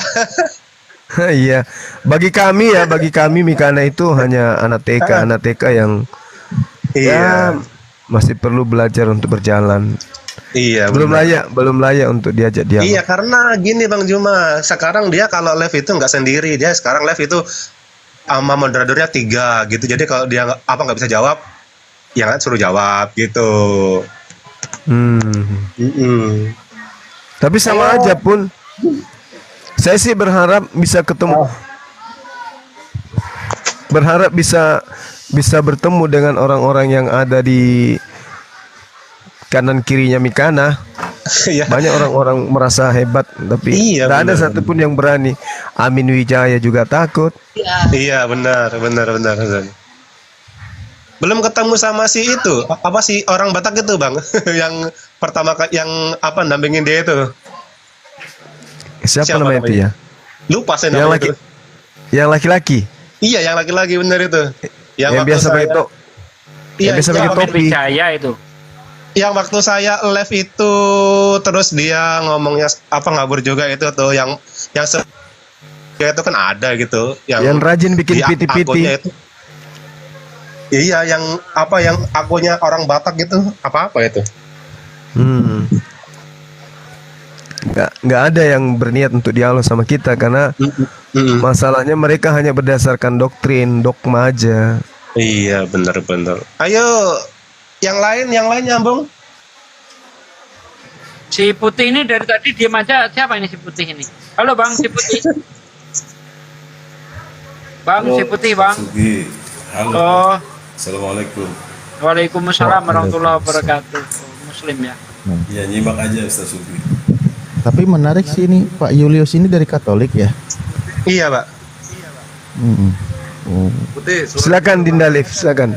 Kalau misalkan Iya. begini ya, apa kalau saya kan orangnya kalau walaupun sama-sama Kristen saya Katolik apa dianya Kristen, kalau memang dia nggak bener terus dia kurang di hati saya kurang seret terus melenceng ya bilang aja saya nggak bener. Kemarin kan saya sempat debat sama dia 2 kali, saya debat sama dia dan dia nggak bisa jawab, saya dipatiin. Ya udah, saya naik lagi nggak pernah di asep. Ya udah, saya cuma lihat aja. Mm-mm. Bang, Bang Julius, Iya, boleh izin sedikit ada bahasan ya? iya, boleh. Iya. Siap. Enggak begini, saya kan baca di kitab Anda di 1 Yohanes 3 Hmm. yang bunyinya gini ya. Demikianlah kita ketahui kasih Kristus, yaitu bahwa Ia telah menyerahkan nyawanya untuk kita. Jadi kita pun wajib menyerahkan nyawa kita untuk saudara-saudara kita. Nah, dari satu ini ya, 1 Yohanes 3:16 ini, kalimat ini perlu ditafsir dimaknai lagi atau memang sudah begini ayatnya? Kalau saya kan ini ya, mohon maaf ya, kalau saya kan nggak pernah, kasarnya ngomong itu jarang membaca kitab suci dan nggak pernah mendalaminya ya. Kalau yang ada di kitab suci, kalau menurut saya itu ya yang ada di situ aja gitu. Karena saya nggak bisa kasarnya ngomong itu mentafsirkan begitu, Bang. Iya, tapi memang ya, setauku juga selama baca Bible itu bahkan pernah ada yang bilang yang versi misal bahasa Indonesia ya sudah lengkap, udah include ada arah ke tafsirannya gitu. Maksudnya Iya. tidak perlu jauh ditafsir lagi gitu. Iya, benar. Kalau menurut saya sih, kalau misalkan yang sudah tertulis di situ ya sudah nggak perlu ditafsirkan kembali begitu. Mm-mm. Nah, kalaulah demikian, Pak, Pak Julius meyakini bahwa Yesus itu telah menyerahkan nyawanya, kan gitu ya? Iya, benar. Untuk tebusan.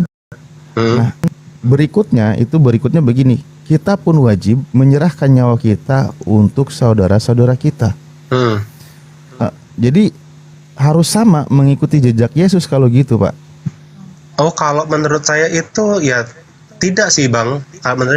Kalau menurut saya sih tidak seperti itu. Ya tadi katanya nggak perlu ditafsir lagi. Iya, kalau kan saya kan Kenapa nggak berani, ta? nggak berani ngikutin jejak Yesus.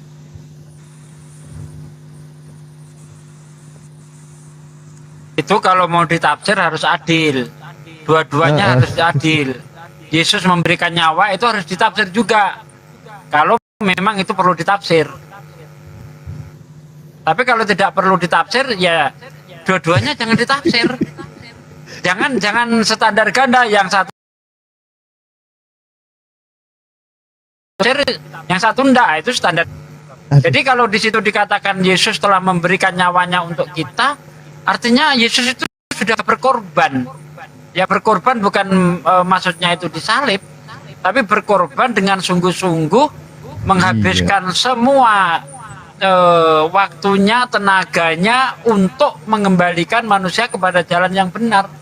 Kalau mau ditafsir, demikian juga orang Kristen harusnya sama seperti yang dilakukan Yesus, yang mengorbankan segala hidupnya, ya hartanya dan sebagainya untuk apa?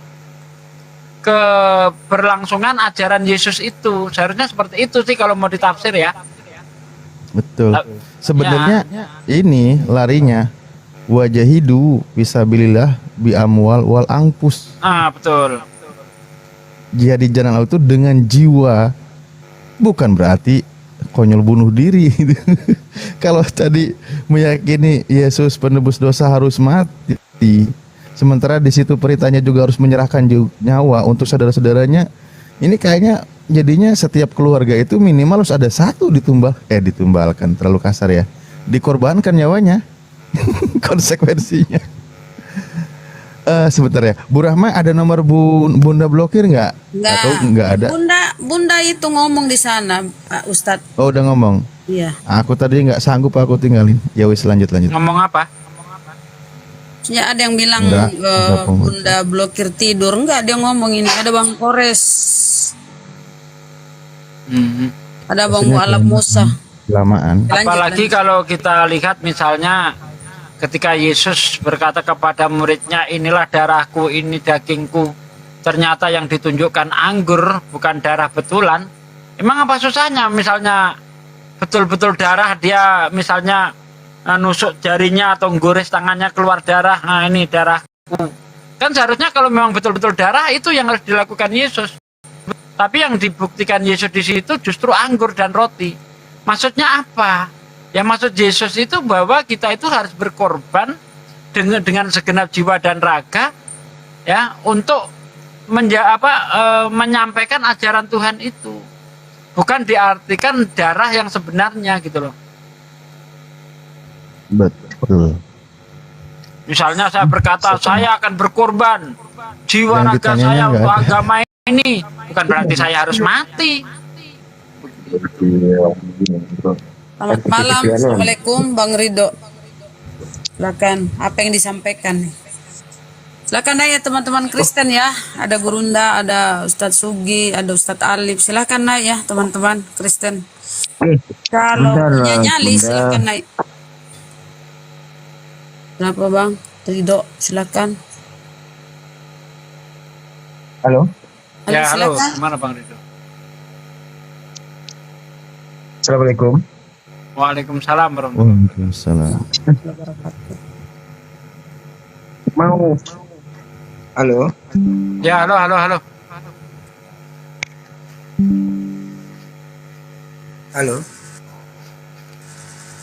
Ya halo bang. Kita dengar kok bang. Angel lakuin. Gih, Kedengeran Pak? assalamualaikum. Waalaikumsalam warahmatullahi wabarakatuh. Waalaikumsalam warahmatullahi wabarakatuh. Cuman mau tanya, kemarin mohon maaf saya orang awam, nggak tahu apa, Pelan benar. belum Suaranya dibesarin Pak. Ada yang dikit denger nggak suaranya. ini? Suaranya digedein dikit Pak, dibesari suaranya dikit Pak, kurang jelas. halo. Ya, lanjut. Cuman mau tanya, udah itu apa? Tadi malam saya sempat lihat live-nya di room sebelah itu. Dia tuh menunjukkan saya tertariknya itu yang disebut itu Bang Zuma terus gitu loh. Ada apa ini kan gitu. Oh, Bang Zuma yang dibahas. Ternyata yang Aduh. Di mute, di mute. Jangan dulu. Nyala ya Allah. Aduh, kenapa ya kalian? Jangan dibuka, Bang. Merosot, Bang. Gimana sih, Bang? Turunin aja lah, turunin. Di bawah dulu mungkin. Mana ya? Lanjut. Aku mute. Kalau masih dibuka lagi, turunin langsung. Berarti dia sengaja. Iya, Oke, iya. silakan. punya saya Pak? Bukan. Bukan. Iya, terima kasih. Siapa ini? Muhammad siapa? Ridho. Iya, Muhammad Iya. Ridho. Sabar, Bang ya. Siap. Ya, silakan. Gini Ustaz, cuman saya tuh mau tanya apa hadis-hadis yang dibuka tadi malam itu apa benar adanya gitu loh. Hadis apa ya, Bang? Kita kan nggak di sana, nggak tahu jadinya. Nggak mengikuti gitu ya. Iya, nggak mengikuti. Jadi kita nggak tahu. Itu, Jadi gini. itu mengatakan ya. Jadi gini, setahu saya itu kadang hadis yang disampaikan itu benar, cuma nanti dinarasikan beda. Setahu saya seperti itu. Ada juga yang dipelintir-pelintir sama dia. Seperti itu. Makanya yang dia tunjukkan itu PDF. Ya, bukan situs atau web, tapi PDF. Nah, di situ kata-katanya udah banyak sekali diedit-edit begitu. Itu sudah berbentuk buku. Bentuk buku itu sudah ada tulisannya hadis al siapa gitu. Cuman saya nggak Ya, lihat, kita nggak tahu apanya, jadi yang kita kan dibicarakan itu. iya harus hati-hati menilai hadis kan. Tidak langsung serta-merta kita itu mengatakan itu hadis palsu, nggak bisa begitu. Makanya tadi saya katakan kadang itu hadisnya benar, cuma nanti dipelintir. Seperti contoh nih ya, Ki Ahmad itu pernah membawa surah An-Nur ayat 33. Di ayat itu jelas-jelas menerangkan seorang tuan itu tidak boleh menjadikan budak itu pelacur. Itu bisa-bisanya dia pelintir, Islam menghalalkan pelacuran. Nah, saking jahilnya mereka seperti itu. Nah, jadi harapan saya tidak perlu mendatangi komal-komal seperti itu, Pak. Nggak perlu. Tinggalkan saja, nggak perlu. Iya, lewat di beranda saya kok. Iya, Sudah tinggalkan ditunjukkan saja. katanya, terus bahwa Nabi Muhammad itu membenarkan biar bisa ke siapa itu ke Siti Aisyah pun ada perjaka itu biar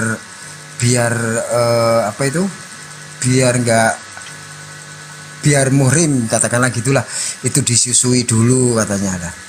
Saya kan jadi lalala kok gitu itu maksudnya. Disusui baru bisa halal, biar halal gitu katanya. Ajarannya Nabi kita itu seperti itu katanya. Makanya saya sempat saya nggak tak scroll gitu loh, sejauh mana mereka membicarakan hal-hal jelek seperti itu. Ya saya sempat bilang diskusi boleh, cuman mohon maaf jangan sampai menghujat lah kan gitu ya, seperti itu. Jadi biar nggak jadi beban bagi kita gitu loh. Gitu Ustadz yang ingin saya sampaikan gitu. Iya. Ya itu saran saya, tinggalkan saja room kayak gitu yang penuh dengan pemelintiran. Nggak usah nggak usah Ya, harapan saya itu tonton. Harapan saya itu para Ustadz atau grupnya Bang Zuma itu naik gitu loh, maksudnya saya makanya tak dengerin. Percuma, Pak. Terus Kita gitu. sudah sering mencoba, mereka itu tidak adil. Mereka bertanya, begitu kita jawab kita dirusuin, tidak dikasih waktu yang longgar. sering kayak begitu sering. Jadi kita males. Nah kalau gitu, kalau bisa muslim itu jangan naik, biar dia monolog. Kalau monolog, nah itu mudah sekali terjerat hukum. Ini kadang kawan-kawan muslim ini susah dibilangin, jangan naik ke sana, karena dia itu sedang dipantau sebenarnya. Tapi kalau di situ malah ada muslim yang naik, jadi polisi itu nggak bisa menangkap gitu. Tapi kalau dia monolog, nggak ada muslim di situ, itu sangat mudah. Kan dilarang untuk monolog, itu dilarang, nggak boleh. Tapi kalau dalam konteks diskusi, nggak bisa, diperkarakan nggak bisa. Makanya muslim-muslim itu janganlah naik ke sana, biarin aja dia monolog, rekam, laporkan kalau perlu. Nah itu bagus, langkah yang bagus seperti itu. Ya mohon maaf ya, ini masih awam kan, makanya Ya, saya tanya. kalau Ustaz nih. saya punya Pak ya, punya kenalan gitu ya, bahkan akrab. Beliau itu kebetulan termasuk orang penting lah di Jakarta, sekarang menjadi staf ahli Kapolri.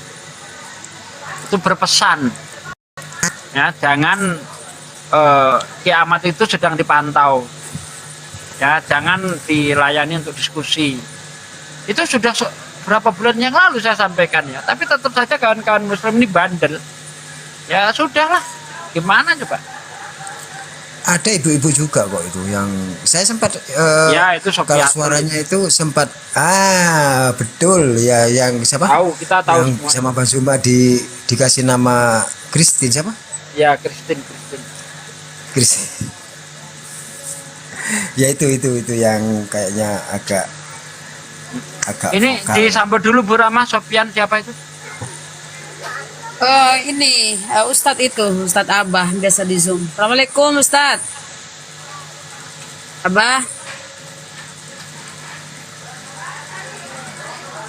Ustadz Abah.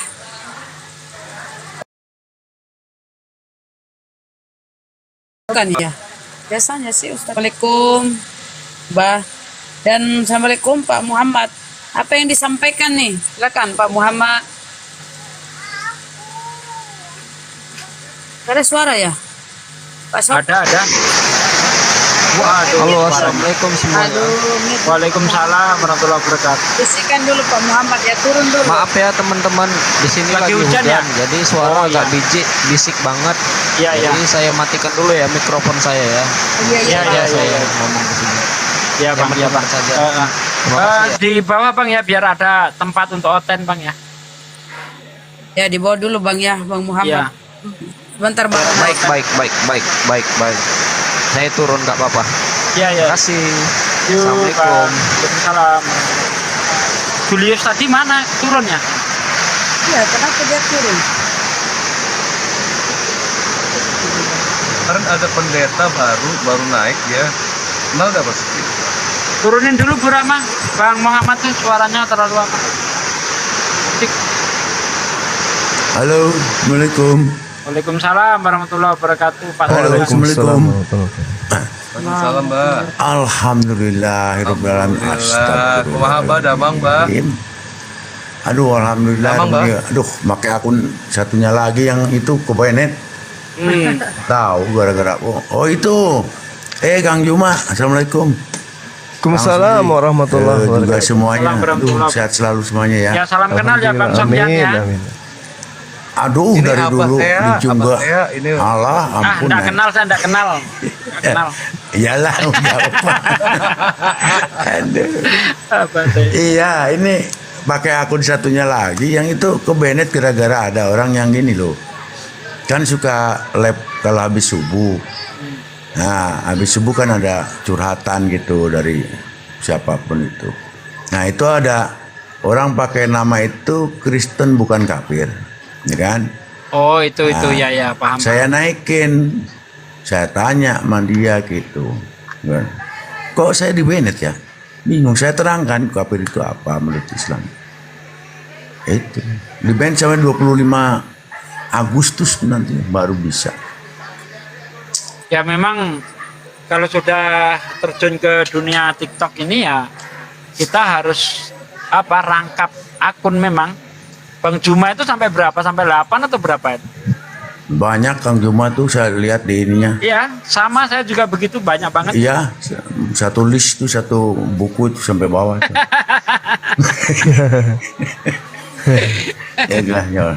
Ya gitu aja paling-paling ya. Yang penting saya itu selalu mendoakan, walaupun saya nggak ikut itu apa namanya ya, di Komal takut mengganggu lan. Masalahnya kan Abah mah udah tua, jadi nanti bagian ibu-ibu yang curhat ke Abah gitu. Nah itu bagian saya bagiannya nanti gitu. Biasalah. Itu yang penting saya doakan semuanya saudara-saudaraku. Iya, Bang. Terkecuali Iya, Kang Bapak. Dewa, Kang Yeman tuh, Kang Gemam tuh didoakan kurang. Ini yang lain Ya, saya yang doakan. maju debat biar yang muda-muda seperti Nah saya itu gini nggak ya, apa-apa deh. ya. Maju Yang debat. penting kita semua sehat walafiat. Gitu aja ya. Iya. Ini saya ini mau ngecek aja. Terima kasih semuanya. Iya Bang. Iya. Usikum wa nafsi bitaqwallah. Wassalamualaikum warahmatullahi wabarakatuh. Waalaikumsalam. Bu Rahma, terima kasih. Saya tak langsung turun ya. Iya, Bah. Ayo, Iya, terima Assalamualaikum. kasih sudah naik. Waalaikumsalam. Salam Abah. Salam.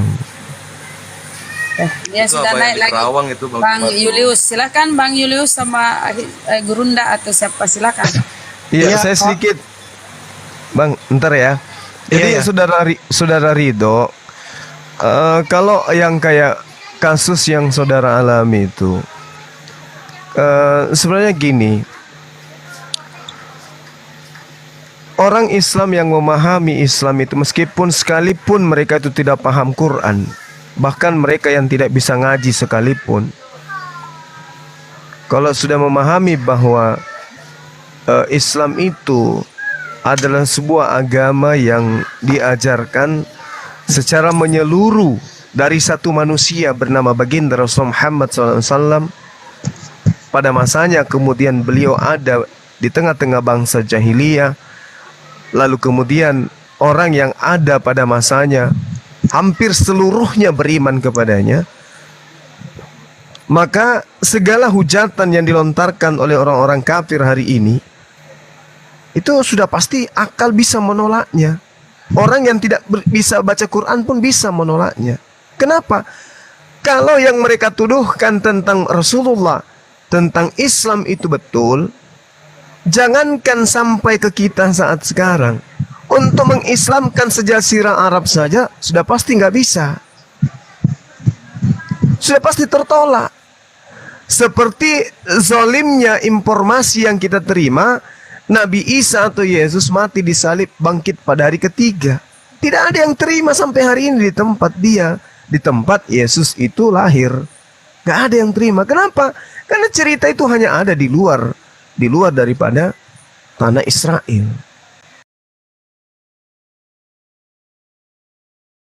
Bahwa ada Tuhan datang mana tempat di mana Yesus itu dilahirkan. Nah, sama seperti ketika ada diceritakan bahwa Rasulullah SAW melakukan ini, melakukan itu. Kenapa orang-orang sesamanya tidak menegur? Kenapa orang-orang sesamanya kemudian justru beriman? Siapa mereka ini yang menginformasikan? Coba diuji dulu. Apakah mereka bisa baca Quran? Kalau tidak bisa baca Quran, mau menghina, mau menista atau seperti apapun, tidak usah ragu. Karena membaca kitab suci kita aja kagak bisa mereka. Kenapa kita harus percaya kepada mereka yang tidak bisa baca Quran? Ya, saya rasa teman-teman muslim akan paham apa yang saya sampaikan ini. Jadi kalau dia menghujat, ada di hadits sini, ada di hadits sini, menerangkan begini dan begono, masa iya kita mau dibodohi sama mereka orang-orang yang tidak bisa baca Quran? Sementara umat Islam itu lebih pintar, dia mencari materi-materi di Google, lebih pintar. Tapi apakah seperti itu adanya? Apa yang dibawa itu adalah sebuah narasi yang benar? Tidak. Al-Quran itu diwahyukan dalam bahasa Arab. Untuk memahami Quran dibutuhkan disiplin ilmu, minimal 15 disiplin ilmu yang dikuasai oleh seseorang untuk bisa mengkaji dan mentafsirkan, apalagi kemudian memahami Al-Quran dan menjadi pengajar Al-Quran. Jadi kalau hanya orang modal kebencian, hanya karena dia oten, hanya karena dia tidak suka dengan Islam, lantas kemudian memberikan kajian, lantas dianggap itu sebuah kebenaran bisa menggoyahkan iman, berarti yang salah itu kita, bukan Islamnya. Ya makanya saya katakan bahwasanya orang-orang yang belum pernah kemudian mengkaji tentang materi-materi apologet, menjadi penonton penikmat komal-komal oten yang menghujat Rasulullah Muhammad SAW, lalu terbius dengan materi-materi yang disajikan. Yang noise ini siapa ya? Kok dari tadi noise terus? Ya, itu artinya bahwa dia ragu dengan keislamannya, ragu dengan keislamannya. Sehingga dengan mudah terpancing, ya, terprovokasi dengan materi yang disajikan. Kalau kita ini ya, kalau kita sebagai seorang Islam, ketika ada orang yang bercerita tentang Islam, maka kita dengarkan ketika yang diceritakan itu adalah kebaikan-kebaikan.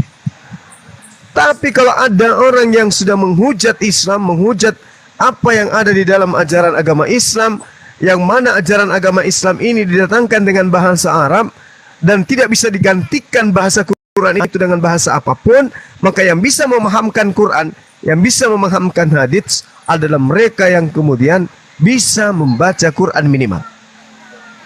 Itu dulu poinnya. Tapi kalau membaca Al-Quran saya dia tidak bisa,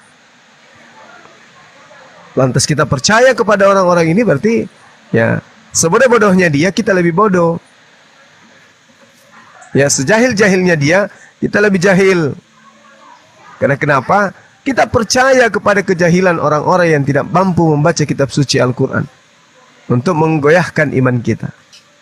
Berarti itu adalah selama-lamanya iman. Nah, karena itulah saya katakan bahwasanya kalau kita tidak kuat, belum ada bekal kemudian untuk dipersanjai pada diri kita materi-materi apologet, ya ngapain kita masuk komal-komal yang menghujat Islam. Contoh, orang Islam yang pernah kemudian merasakan bagaimana kemudian belajar Quran itu, seperti Saipudin Ibrahim, si KC, siapa lagi yang mengganggu murtadin. Apakah betul mereka memahami Quran? Kan tidak. Bisa membaca Quran, bisa, mereka hafal bisa, tapi mereka tidak memahami kandungan yang ada dalam Al-Quran itu. Kenapa? Karena disiplin ilmu yang harusnya dimiliki oleh mereka yang kemudian mengkritisi Quran itu tidak mereka miliki. Sedangkan orang semakin memahami ilmu Quran, semakin menjauhkan dirinya dari mengkritisi Quran. Kenapa? Karena dengan ilmunya itu dia memahami, oh ternyata Al-Quran itu seperti ini. Akhirnya dia paham. Nah, tengoklah Saipudin Ibrahim meminta supaya 300 ayat-ayat suci Al-Quran itu dihapuskan. Karena 300 ayat itulah yang membuat orang Islam menjadi radikal, katanya. Apa betul seperti itu? Kan tidak. Ini orang sudah bisa baca Quran. Bagaimana mereka yang tidak bisa baca Quran dan hanya diasaskan kepada kebencian terhadap Islam? Ya, jadi pesan saya kepada yang dibawa, terima kasih kepada Bang Ridho membawa masalah ini untuk teman supaya teredukasi. Kau usah masuk ke dalam komal-komal mereka. Kau usah. Ngapain coba? Anda mau menonton Ustadz, banyak komal-komal Ustadz. Anda ingin nonton kajian apologet, banyak komal-komal Islam yang menyajikan itu. Saya kira begitu dari saya ya. Jadi kalau ada umat Islam hari ini percaya tentang hujatan, fitnahan yang dibawa oleh orang-orang kafir yang tidak ngerti Quran, itu saya katakan itulah selama-lamanya iman. Karena kenapa? Orang Arab, orang jahiliyah, orang yang kemudian beringas di dalam hal apapun. Tetapi begitu Rasulullah Muhammad SAW datang mengajarkan Islam, mereka kemudian menjadi orang yang lembut. Hati mereka kemudian menerima.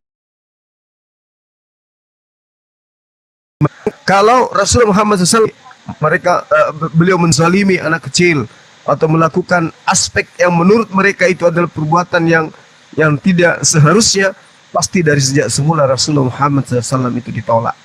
Dan tidak mungkin sejazirah Arab menjadi Islam. Dan tidak mungkin kemudian agama ini bisa bertahan sampai 1400 tahun silam hanya dengan dibawa oleh satu oknum yang akhlaknya rusak sebagaimana yang difitnahkan oleh mereka. Tapi karena itu hanya sebuah fitnah yang dibuat-buat di zaman sekarang ini, tidak ada pada zaman Rasulullah, maka yang percaya hanyalah orang-orang yang memang tidak suka dengan ketaatan dan ketundukan terhadap firman Tuhan atau perintah-perintah Tuhan yang ada dalam ajaran agama Islam. Saya kira begitu dari saya. Silakan yang lain.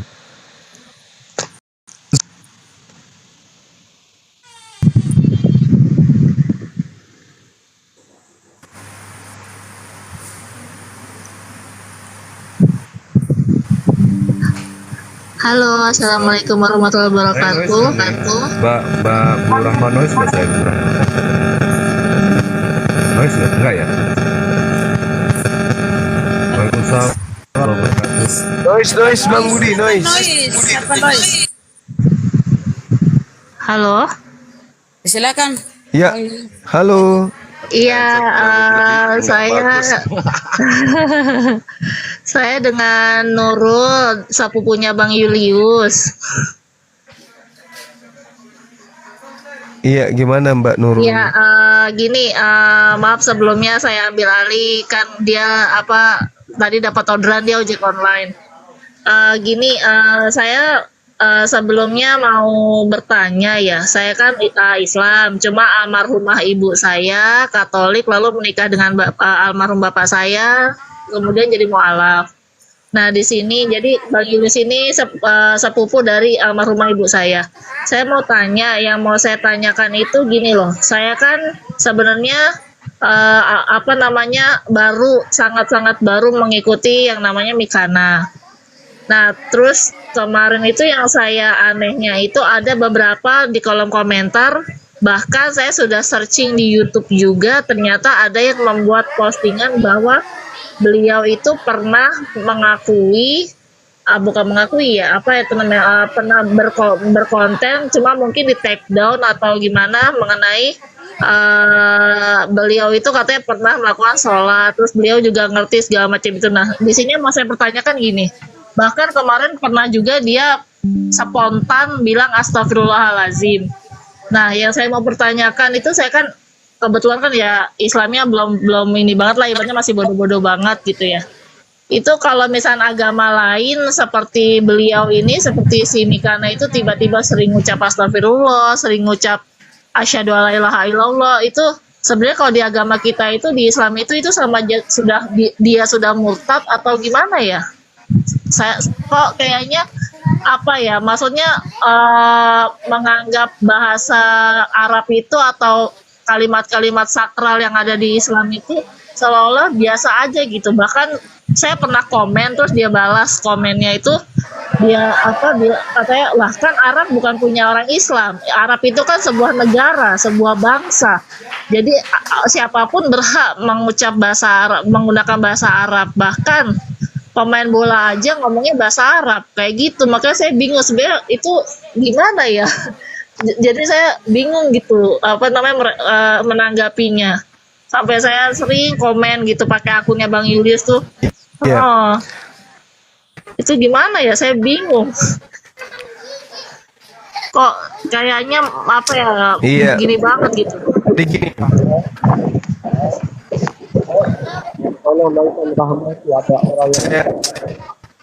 Ada orang mualaf akunnya Rahmat itu.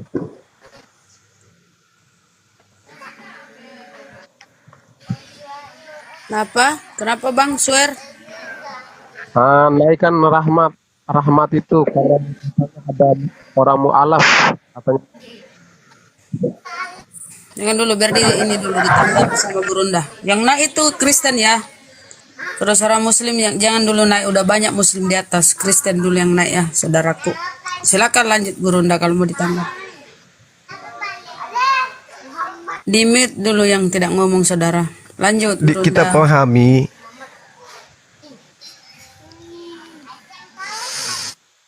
Ya, bagi mereka yang tidak mau turun kepada aturan Tuhan.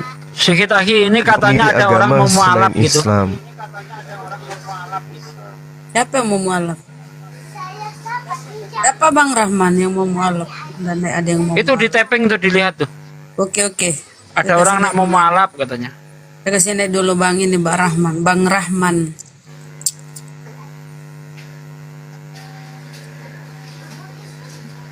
Oh ya. Iya, halo, assalamualaikum. Waalaikumsalam warahmatullahi wabarakatuh. Waalaikumsalam warahmatullahi Aduh, wabarakatuh. hampir setengah jam Bang Zuma. Masya Allah, Bang Zuma. Ini kan ada yang mu'alaf, orang dari Makassar, kan gitu. Nah, dia udah apa sih, udah syahadat kan gitu. Tapi dia butuh bimbingan dari Abang Zuma secara langsung. Dia sekarang ada di roomnya Bang Raja Dolar, Tulang Raja Dolar. Dia di sana yang bernama channelnya apa Roh Bapa. Dia sekarang lagi di Makassar. Dia katanya mau ngomong sama Bang Juma, mau dia minta bimbingan dari abang. Ya, udah saya sahadatkan gitu kan. Dia minta tolong sama saya, minta memang benar-benar sama Bang Zuma. Saya Bang Zuma ini mohon maaf ya host, dibawa dulu ke roomnya. Suruh ke sini, jangan begitu caramu. Suruh ke Suruh sini. sini aja, suruh sini. Suruh ke sini, Bang. Gitu. Iya, Suruh sini nanti aja. di permintaan di bawah saya ke sini. Iya, nah itu namanya Roh Bapa. Oke, Bun? Oke. Iya, Bang. Iya, Bang. Terima kasih. Kalau gitu nanti oke gitu ya Bang Zuma. Iya, baik. Ya. Oke, semuanya itu dari saya. Yuk, saya ke sana dulu ya. Oke, assalamualaikum. Waalaikumsalam warahmatullahi wabarakatuh. Ya, kita lanjut yang tadi ya. Jadi gini, saudariku ya. Ada dua. Yang pertama, bagi yang mau taat kepada perintah-perintah ke dalam ajaran agama Islam. Bagi yang mau bebas, silakan keluar dari Islam. Jadi kalau agama lain menyebut Allahu Akbar, Subhanallah, disebabkan karena dalam agama mereka memang nggak ada aturan. Bebas mereka itu. Jangankan menyebutkan yang baik-baik, menyebut yang buruk aja boleh-boleh saja bagi mereka. Jangankan hanya penyebutan, bahkan makanan-makanan haram yang diharamkan oleh dua agama samawi pun mereka makan. Jangankan makanan, bahkan mempertuhankan yang bukan Tuhan pun mereka lakukan. Menyembah yang bukan Tuhan aja mereka boleh. Apalagi kalau hanya sekedar mengucapkan Allahu Akbar, astagfirullah. Jadi tidak ada istilah kemudian murtad di dalam agama mereka. Murtad itu hanya dalam agama Islam. Mereka bebas. Makanya saya katakan sekali lagi, barang siapa yang ingin bebas sebebas-bebasnya seperti yang ada di dalam Galatia 5 nomor 1, silakan milih Kristen. Karena agama Kristen itu adalah agama kebebasan. Tidak ada aturan dari Tuhan di sana. Adapun aturan yang ada di sana itu aturan manusia. Aturan yang dibuat-buat. Nyembah Yesus, apakah aturan Tuhan? Bukan. Ibadah hari Minggu, aturan Tuhan? Bukan. Apalagi makan babi, aturan Tuhan? Bukan. Apalagi Natalan, aturan Tuhan? Bukan. Semua yang mereka atur itu aturan mereka sendiri, aturan manusia yang mereka taatin. Sementara aturan Tuhannya mereka tinggalkan. Jadi kalau ada seorang Kristen mengatakan astagfirullahaladzim, Allahu Akbar, atau subhanallah, ya itu wajar aja bagi mereka, itu biasa aja bagi mereka. Karena sejatinya secara pokok mereka tidak punya syariat. Mereka tidak punya aturan. Mereka tidak punya syariat yang berasal dari Tuhan pencipta langit dan bumi. Aturan-aturan mereka adalah aturan yang mereka buat-buat sendiri. Aturan yang mereka buat-buat sendiri. Sedangkan kalau di Islam tidak bisa. Tidak boleh kita sembarangan mengucapkan sesuatu, tidak boleh sembarang makan sesuatu, tidak boleh menyembah sesuatu selain daripada Allah. Saya kira begitu. Jadi nggak usah risau kalau mereka menyebutkan la ilaha illallah sekalipun, Allahu Akbar, astagfirullahaladzim. Saya pernah ya, ini pengalaman. Pada saat Palu kejadian gempa, ya saya kebetulan diutus oleh kantor pusat waktu itu untuk mewakili kantor pusat langsung terbang ke Palu. Apa yang terjadi? Ini saya sendiri yang alami. Begitu saya meninggalkan kota Palu, sekitar kurang lebih 10 sampai 15 menit pesawat saya di atas, tiba-tiba turbulence yang sangat dahsyat itu sampai jatuh sekian detik. Dalam arti kata pesawat itu turun secara tiba-tiba. Apa yang terjadi? Tapi ini orang timur pakai baju sudahlah dia kalungnya pakai dan seterusnya. Begitu pesawat itu jatuh, pesawat itu menghindari mungkin ya pada saat itu menghindari awan tebal atau apa. Allahu Akbar. Allahu Akbar. Samping saya, samping kanan saya, depan saya juga ada, di belakang saya juga ada. Suaranya suara ngebet. Allahu Akbar, Allahu Akbar. Padahal di kalung mereka itu kalung salib mereka pakai. Kenapa demikian? Apakah karena mereka itu beriman kepada Allah? Tidak.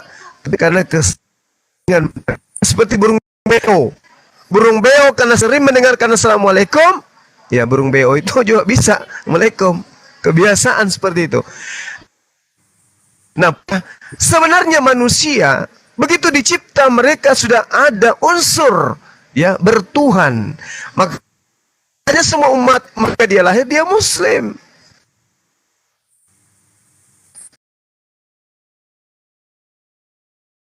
Nah, keduanya yang kafir. Besarnya Muslim mereka keadaan itu pada saat mereka lahir. Jadi, nah kemudian proses imannya, prosesi ibadahnya dahin, tapi hakikat mereka ada Tuhan.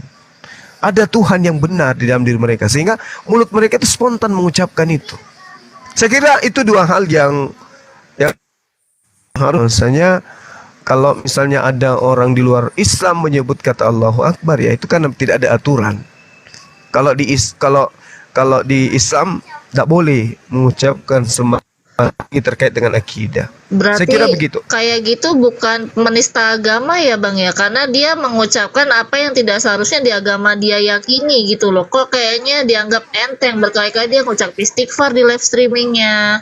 Terus di kolom komentar juga, balas kolom komentar orang juga kata istighfar saudara, astagfirullah. Lah, kan Anda kan apa Nasrani gitu loh. Maka saya bingung, dia kok semudah itu. Nah inilah ini pertanyaan yang saya tunggu sebenarnya. Saya sengaja untuk mengatakan ini supaya ada respon dari saudari saya ini. Sebenarnya kalau kita melihat dari kacamata ajaran Kristologi ya, termasuk Islamologi, salah satu metode yang diterapkan oleh misionaris adalah tampil ke Islam-Islaman. Itu cara pendekatan mereka terhadap oknum objek sasaran, itu mereka tampil ke Islam-Islaman dari penampilan, dari cara bicara, dari cara bicara termasuk seperti itu. Ada unsur kesengajaan sebenarnya. Itu juga ada unsur kesengajaan. Kalau yang tadi yang terjadi di pesawat itu memang karena yang spontan ada. Tapi kalau yang kayak saudara pertanyakan itu memang sengaja. Misionaris itu kayak gitu. Bukan hanya sekedar misionaris yang resmi ya. Misionaris yang kayak gini, yang dadakan kayak gini pun betul. Mereka membalut lidah mereka dengan tipuan-tipuan. Sebagaimana yang diterangkan dalam kitab mereka, ya. Bagaimanapun juga Yesus diberitakan dengan maksud palsu ataupun jujur, maksud mengelabui ataupun jujur, saya tetap berduka cita. Nah, sama ketika dalam kitabnya mereka juga katakan, aku mengutus engkau cerdik seperti ular, jinak seperti merpati. Ini yang mereka sedang praktekkan. Sebenarnya itu penghinaan, itu penistaan. Karena mereka adalah orang kafir, tetapi dengan mudahnya mengucapkan lafaz Al-Quran atau lafaz yang menjadi prinsip dalam ajaran agama Islam. Sebenarnya itu penistaan sebenarnya. Ya, tetapi mungkin mana lagi, memang mereka diajarkan cerdik seperti ular. Sedangkan ular itu di dalam perjanjian lama identik dengan iblis. Berarti seperti itu. Ya saya rasa begitu ya. Sebenarnya itu penistaan sebenarnya.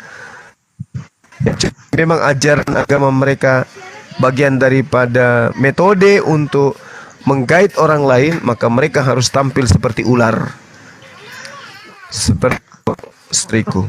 Iya, makanya saya juga bingung ya. Ini kan kebetulan kan saya kan dari awal FYP dia saya diskusi dengan Mas Julius, sepupu saya ini. Dia bilang gini, kalau di Katolik, di agama dia dan keluarganya itu percaya akan Allah Bapa, tapi bukan Allah Subhanahu wa taala, tapi percaya bahwa ada yang lebih tinggi dari Yesus Kristus.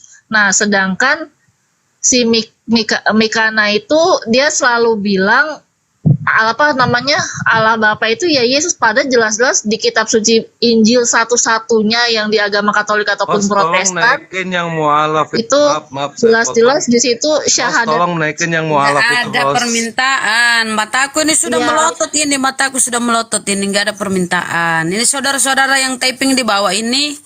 Ayolah sopan dikit lah kalian ya. Kalian kan Islam semua ya saudara ya. Lanjut. Iya, sedangkan di kitab suci Injil yang saya baca dari punyanya Mas Julius, bahkan di puja-puji syukurnya itu di situ jelas-jelas ditulisnya di syahadat para rasulnya itu ada duduk di sebelah kanan Allah Bapa yang Maha Kuasa, pencipta langit dan bumi, dan berarti benar ada derajat tertinggi di atas Yesus Kristus atau Nabi Isa itu, yaitu Allah Subhanahu wa taala, sedangkan selalu ditepis sama beliau. Dan saya pernah bertanya, kenapa beliau membuka room hanya untuk naikin orang Islam? Keseringan Islam masuk dan tujuannya apa gitu loh. Terus dia bilang lah, ini kan room iman dan keyakinan saja. Dia bilang, oh ya sudah, maaf kalau Anda ini, langsung saya dikeluarin dari live-nya dia gitu loh. Makanya tujuannya apa sih ingin itu gitu, mengecoh orang Islam atau gimana, sampai saya bingung, dia nggak bisa jawab apa yang saya tanya gitu. Makanya di situ yang saya bingung. Dia sendiri mengimani Yesus Kristus duduk di sebelah kanan Allah Bapa ketika hari kiamat nanti, tapi dia sendiri tidak mengimani Allah Bapa atau Allah Subhanahu wa taala itu. Halo. Mereka memang diperintahkan untuk cerdik seperti ular. Halo Juma. Sabar dulu, Bang. Assalamualaikum. Memang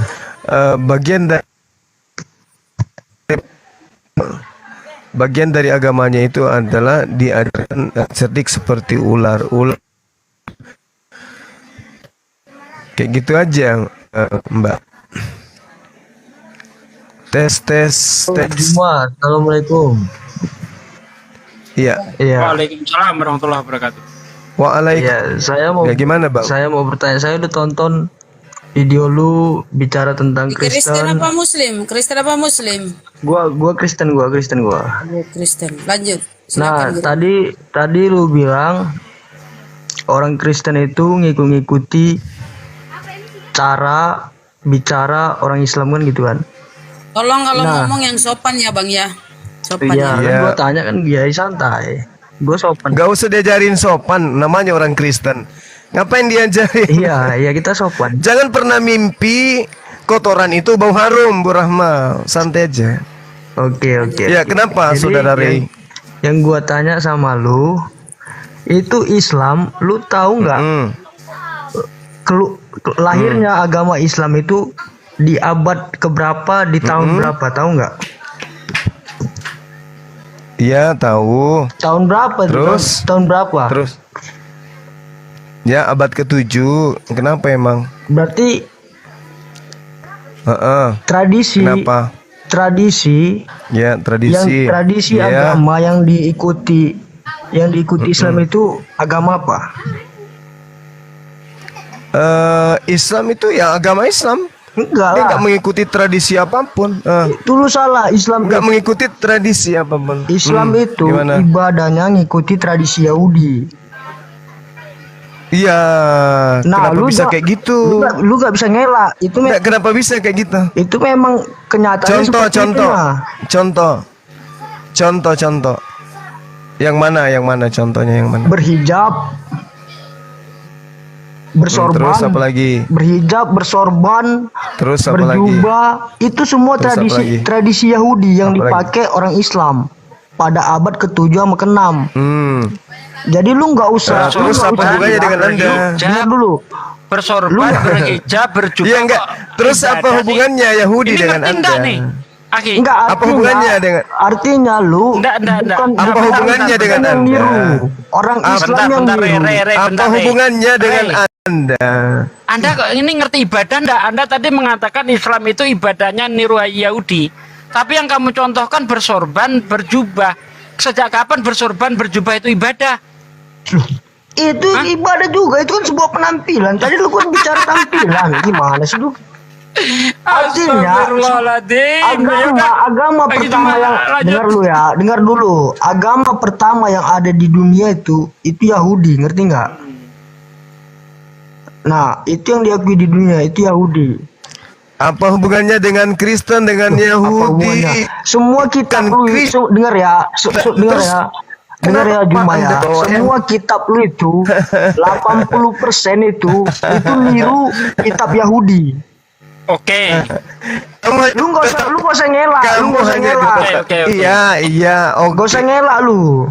Ya, Aki Juma putus-putus apanya? Iya, kalau kami niru putus-putus. Burunda jaringannya kurang bagus, merah. Nah, betul kan? Itu betul kan? Putus-putus. Terus apa hubungannya dengan Kristen agamamu? Apa? Ya kami ini kesempurnaan dari Yahudi itulah, gimana sih? Jadi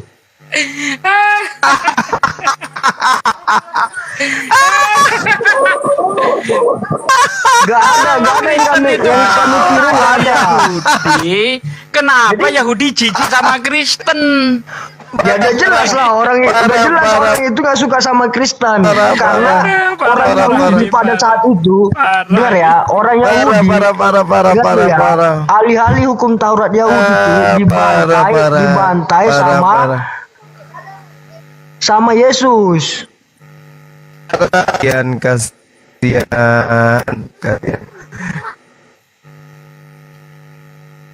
Kalau saudara menerus pada Yahudi, terus kenapa kemudian agamamu justru ke Islam-Islaman, bukan ke Yahudi? Kenapa justru ke Islam-Islaman? Kami tuh nggak ada ke Islam-Islaman, kami tuh ke Yesus-Yesusan. Gimana sih lu? Oke.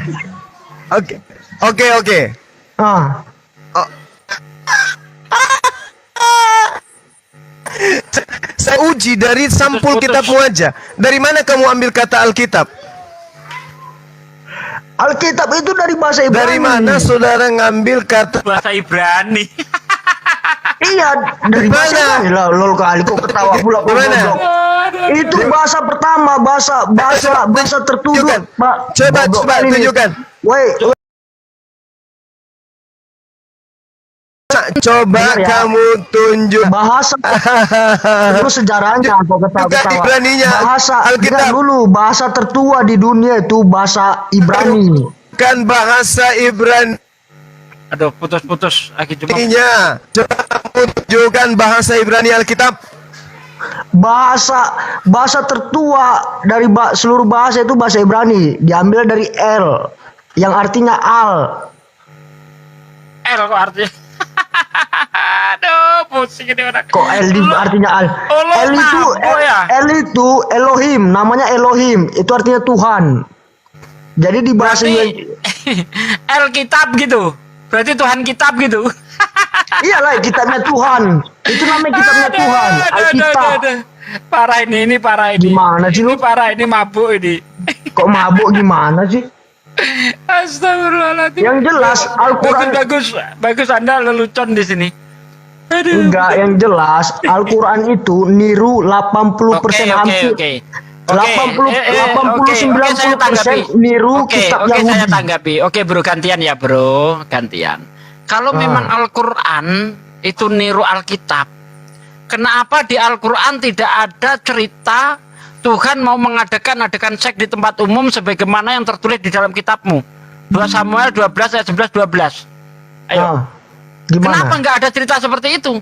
Itu kalian romba, itu diromba sama murid-muridnya Muhammad. Kitab-kitabmu sendiri sampai sekarang masih ada tertulis di situ. Di Itu situ kalian jelas romba. Itu memang itu terpampang. Itu kalian romba.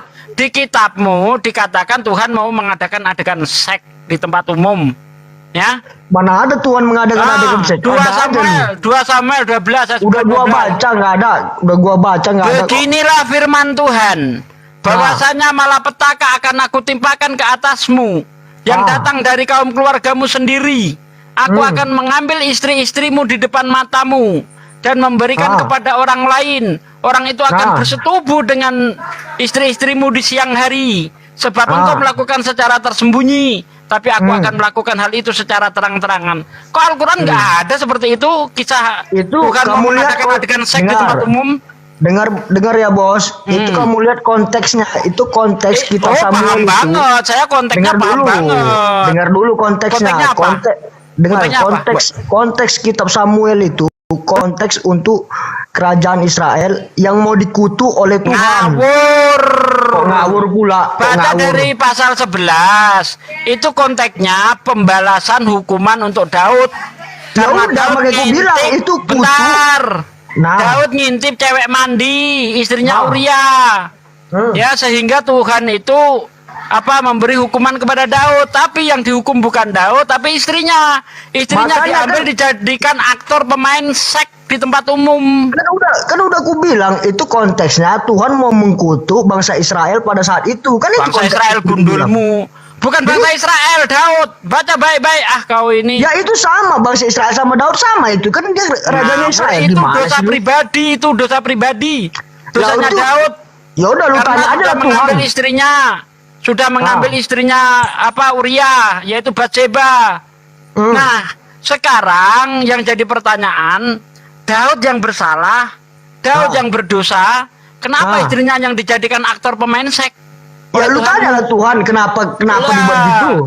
Kenapa lu tanya kalau gua? memang Al-Quran itu niru Bible, kenapa cerita-cerita jorok seperti itu nggak ada di Quran? Lo dengar ya bos, dengar ya, biar gua jelasin ya. Muhammad itu nggak bisa baca, nggak bisa tulis. Lu akui nggak? Lu akui nggak itu? Enggak. Oh, itu udah salah lu. Loh, Nabi Muhammad itu bukan nggak bisa baca, nggak bisa tulis. Nabi Muhammad itu tidak pernah membaca kitab sebelumnya, itu maksudnya. Loh, gimana sih lu? Mana ngerti lu baca kau? lu lu baca lu Nabi konteks kata kitabnya. Umi itu artinya tidak bisa membaca, tidak pernah membaca kitab-kitab sebelumnya. Jadi gua Itu tanya gini, maksudnya siapa Umi. yang nulis Al-Qur'an siapa? Sahabatnya Zaid bin Sabit. Ya bukan si Muhammad Karena kan? disampaikan oleh Nabi, dihafal berarti oleh sahabat-sahabatnya. Yang nulis siapa? Sahabatnya kan? Sahabat-sahabatnya.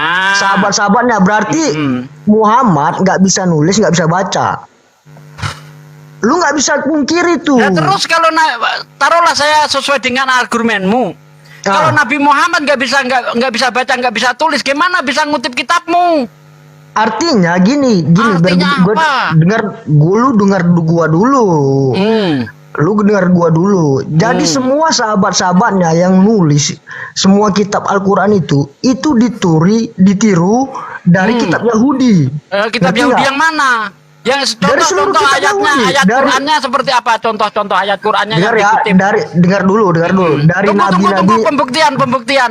Tadi Ya. saya sudah membuktikan.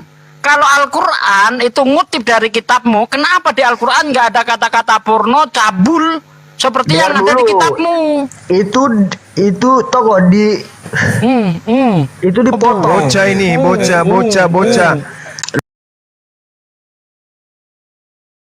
Diturunkan bocah. Nulis, Udah, tapi kamu bilang bacot. mencontek, gimana sih? Udah, bacot doang. Bocah kecil.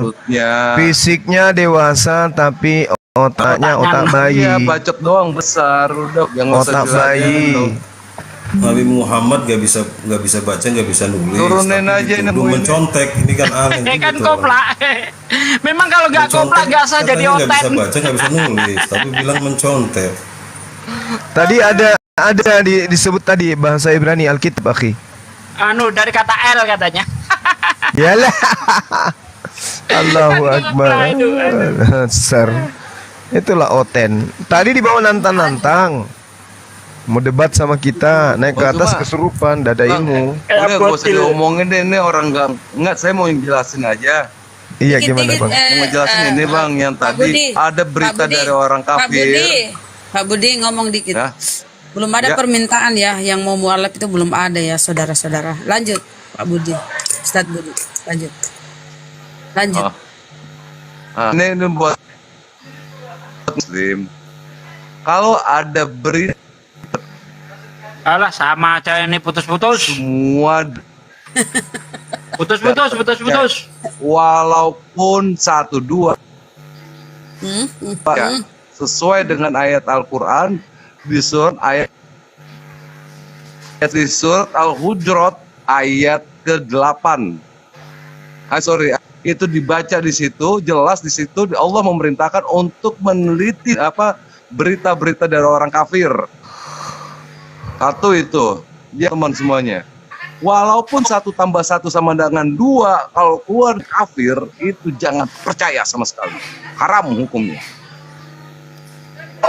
Ya ayyuhallazina amanu la tattakhizu bayana apa gitu. Lanjutan saya nggak begitu hafal. Tapi di ayat itu jelas haram hukumnya mempercayai berita dari orang kafir. Tuh, makasih. Lanjut. Ya intinya kalau ada berita dari orang kafir jangan kamu percayai sebelum kamu tabayun, mengecek kebenarannya gitu. Makanya tadi saya langsung ngecek kebenarannya. Di dalam Bible banyak ayat-ayat porno, ayat-ayat cabul. Ya, tapi kenapa Al-Quran itu bahasanya sangat suci? Gak ada satu kata pun yang indikasinya itu cabul. Coba cari seluruh Al-Quran deh. Ada kata-kata yang indikasinya cabul. Saya tinggalkan Islam, saya kencingi Quran kalau ada. Aduh. Iya. Berarti ini kitab bukan dari yang maha suci. Karena kalau Allah maha suci, pasti kata-katanya itu suci. Jangankan Allah, ya, seorang RT aja itu tidak mungkin akan berkata-kata cabul. Semakin tinggi derajatnya seseorang, itu akan semakin menjaga kata-katanya. Jokowi itu tidak mungkin bicaranya ngumpat, bicaranya sembarangan, tidak mungkin karena dia menjaga kehormatannya. Apalagi Allah yang maha suci, bagaimana mungkin kata-katanya cabul? Nggak mungkin. Ya, mengenai yang berkerudung tadi itu ada di surat An-Nur ayat 31 itu. Sudah diservis.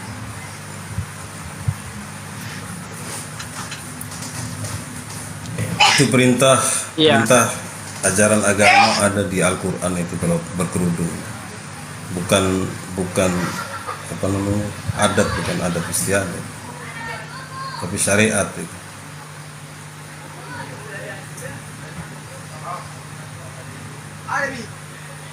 Silakan permintaan ya, roh siapa roh bapak ya, silakan naik bang. Gak ada permintaan sih, mau dijambak juga nggak ada di kamu nih.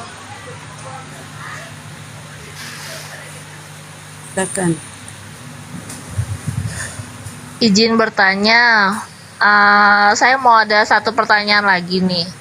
Apa namanya, kan belum lama ini juga ada berita viral mengenai pernikahan 2 agama.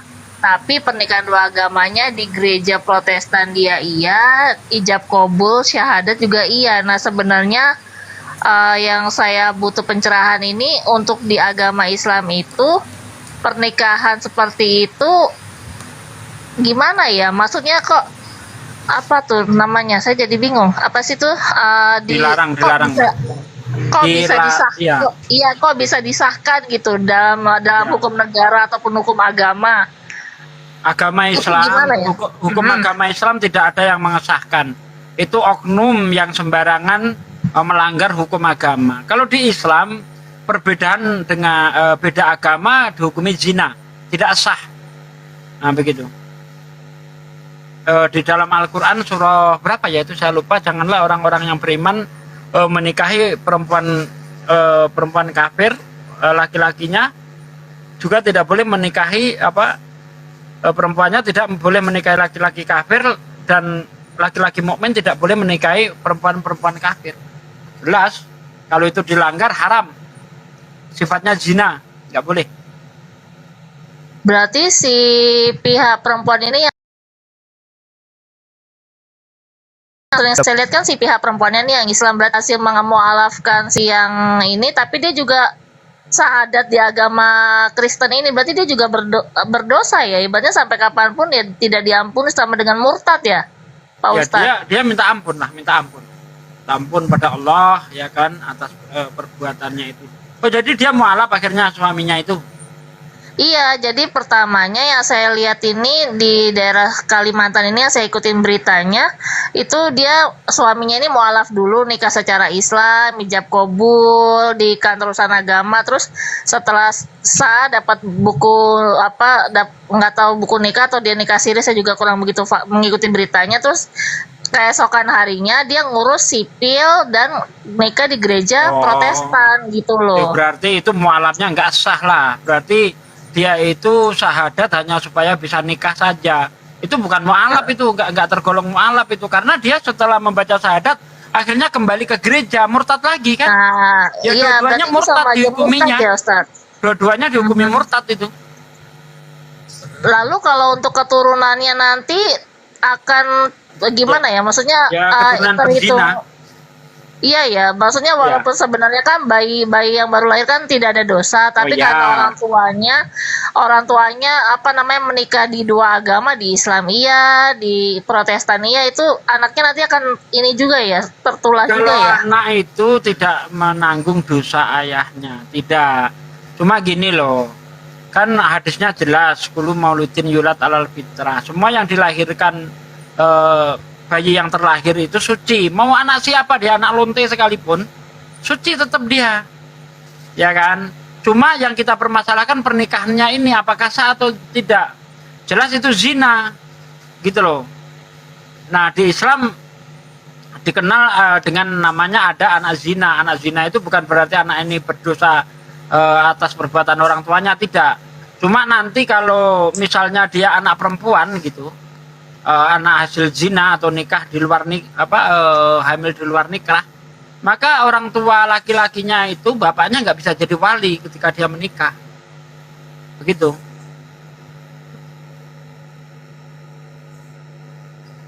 Oh gitu ya, makanya kok emang segininya ya Indonesia bisa mengesahkan pernikahan dua agama gitu, maksudnya di Islam dulu baru di gereja, atau di gereja dulu baru di Islam.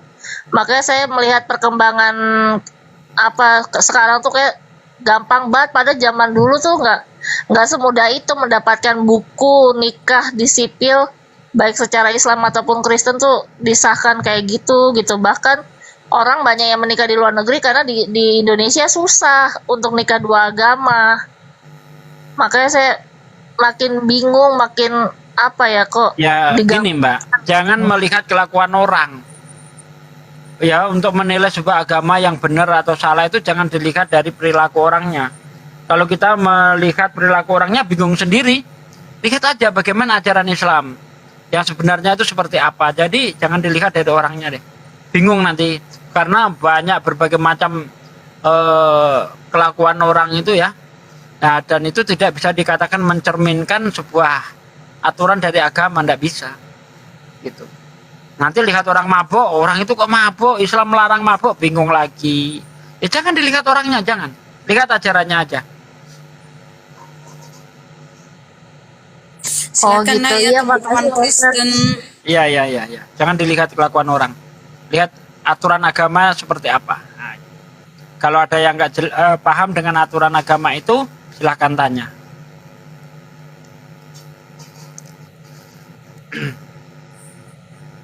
Kita sapa dulu siapa ini dapur.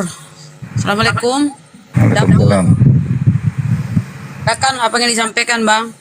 Sama Bang Muslim Asumsi. Belum dirubah ya. Lanjut, Ya, silakan. Bang Juma ada?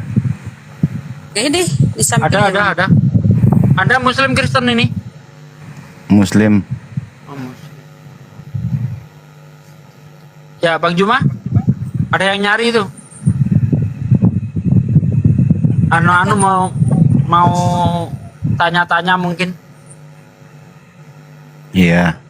Ya. Saya mau tanya, orang yang seperti saya nggak paham agama macam mana ya? Belajar Bang. Ya belajar agama supaya paham Bang. Iya. Saya ada belajar sikit-sikit juga lah. Hmm. Tapi Tapi di tempat saya ini memang sulit mau belajar. Di mana, Bang? Di Davao, Filipina. Oh, di Filipina. Ya kan sekarang belajar itu banyak ya. Bisa melalui internet. Nah, bisa. Jadi belajar itu kan tidak, kalau memang posisinya seperti itu ya, tidak bisa menemui ustadz, belajar aja dari internet. Banyak kok. Assalamualaikum. Waalaikumsalam warahmatullahi wabarakatuh. Izin sebentar boleh, Bang Sugi? Monggo, Pak Ersa. Nggih, ini Bang Zuma. Assalamualaikum. Bang Juma. Kali. Tadi ada orang mualaf di roomnya Raja Dolar. Dia nggak begitu jauh dari Makassar. Mungkin kepengen ketemu langsung ke Bang Zuma. Tadi sudah kesini minta naik, tapi mungkin karena namanya masih roh bapak gitu, roh bapak, simbolnya cross, salib masih itu. Tapi nggak ada kata Bunda Rahma di bawah. Nggak ada minta dinaik. Nggak ada ya Bunda? Nggak ada. Nggak ada permintaannya, Bang.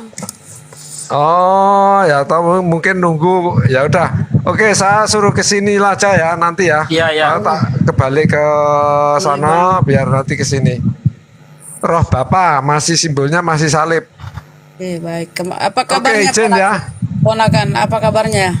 Alhamdulillah sehat Tante. Alhamdulillah. Iya Bang. Oke, pamit dulu. Tak coba ke sana. Oke. Silakan lanjut Bang Muslim Asumsi. Iya. Maksud namanya. saya nih Bang, saya mau di tempat maksud saya yang ada pesantren macam di Indonesia. Enggak, ini namanya kok Muslim Asumsi, maksudnya apa sih? Saya nggak paham tuh. Nama itu kan bawa arti, Bang. Ya, kan asumsi ini maksud dia orang yang tidak paham dalil. Oh, gitu. Ya, udah ya. Paham. Ya. Jadi apa yang menjadi ini kerepotan? Masalah belajar tadi Iya, ya. sebab saya selalu nonton Bang Jumanya diskusi sama ustadz-ustadz yang lain, sama Bang Dewa. Yang bagusnya di Indonesia ada pesantrennya. Boleh nggak kalau saya datang ke Indonesia belajar di pesantren? Ya boleh lah Bang, kenapa nggak boleh? Boleh lah. Iya. Tinggal pilih misalnya di mana pesantrennya, boleh lah. Iya. Apa asli Filipina atau Indonesia? Filipina.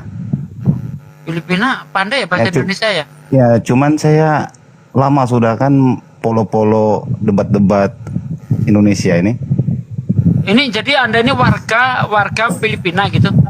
Iya. Tapi bahasa Indonesianya kok kental kali ya, nggak beda dengan kita. Misalnya Malaysia saja beda dengan kita bahasanya gitu Bang.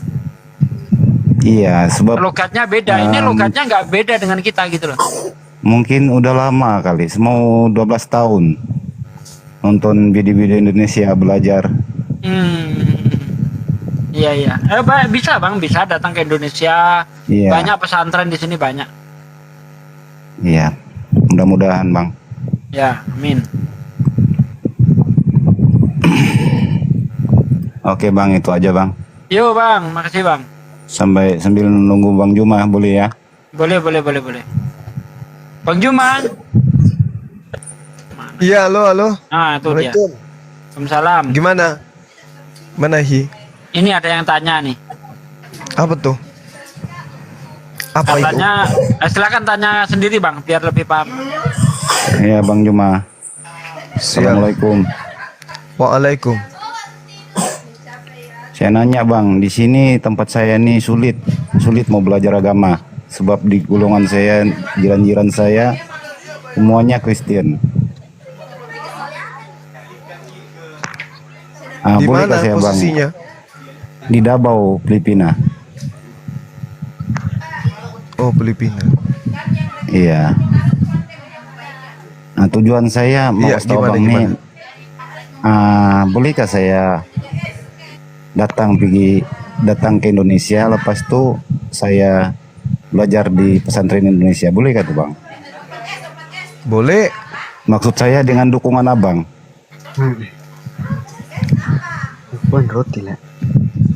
Dukungan saya. Iya. Bisa mungkin belajar di MCI Jakarta Pusat. Jakarta Belajar di Pusat. sana ada kajian. Nanti kita kasih connect dengan teman-teman kita yang ada di MCI. Iya Bang.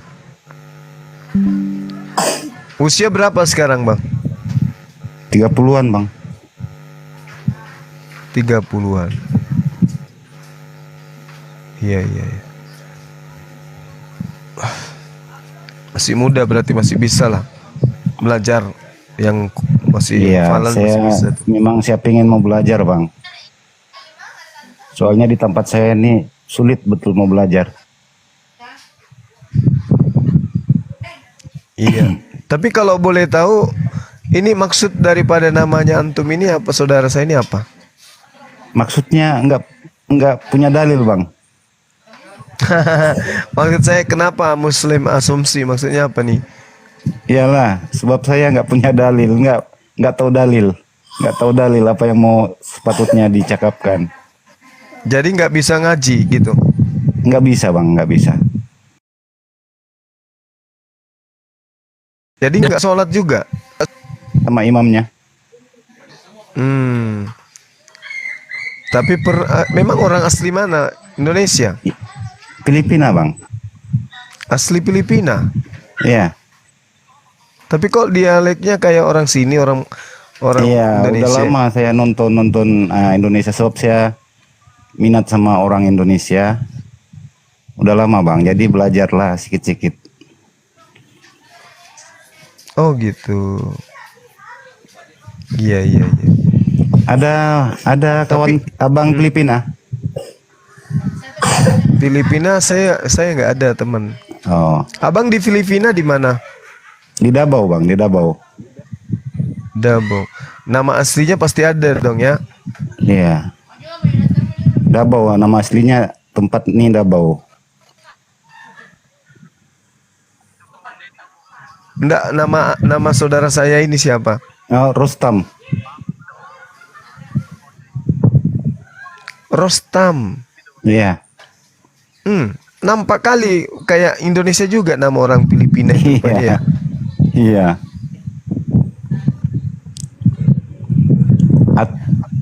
Atau memang ada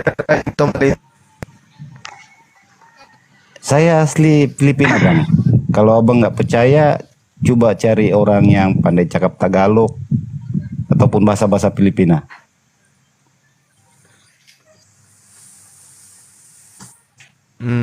Di Sugi bisa tuh kayak.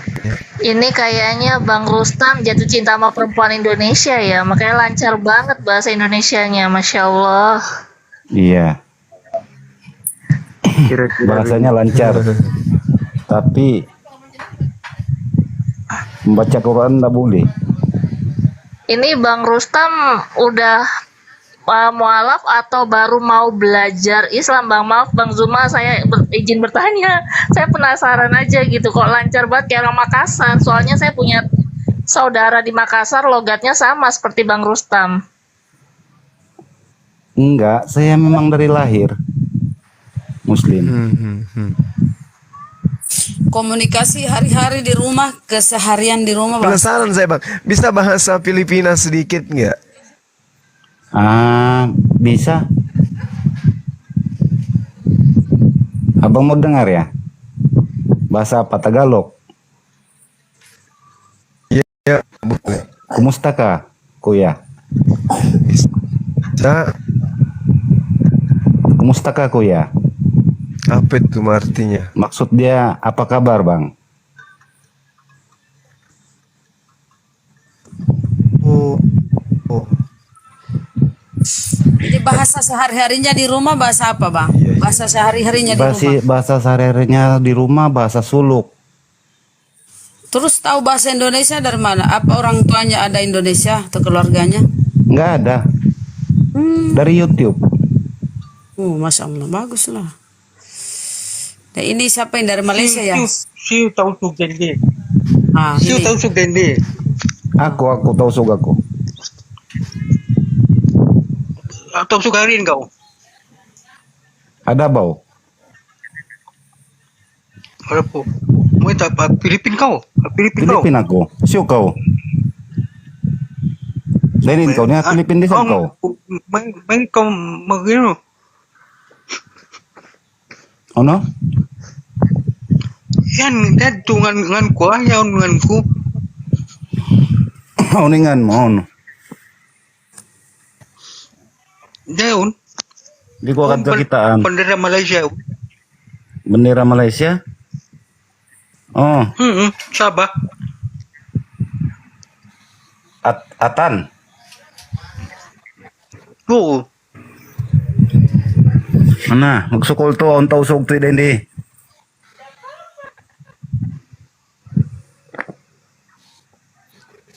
Mapaya ba ako pa Indonesia maganad?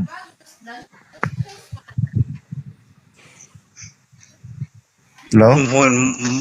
Manyo kajari ben. Oh, ya Abang Juma ba? Maganad. Mapaya ako magtukan Abang Juma, dumamag kita kanya. Penjan ko Pilipin maka. Oh, to. Sa minat ini ba? Minat. Minat ini.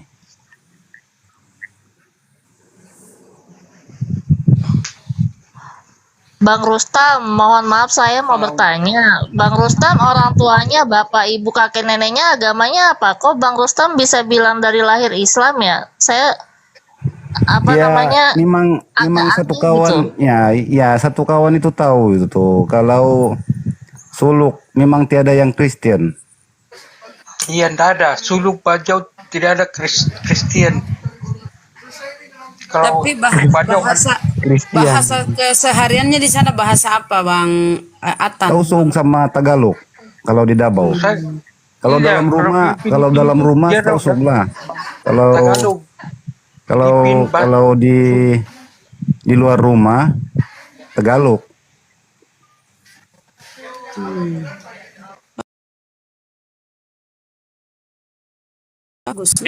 Memang untuk menggunakan bahasa Melayu ya. Kemarin itu saya lihat cewek Muslim dari Thailand itu bahasanya bahasa Melayu, bahasa Indonesia gitu.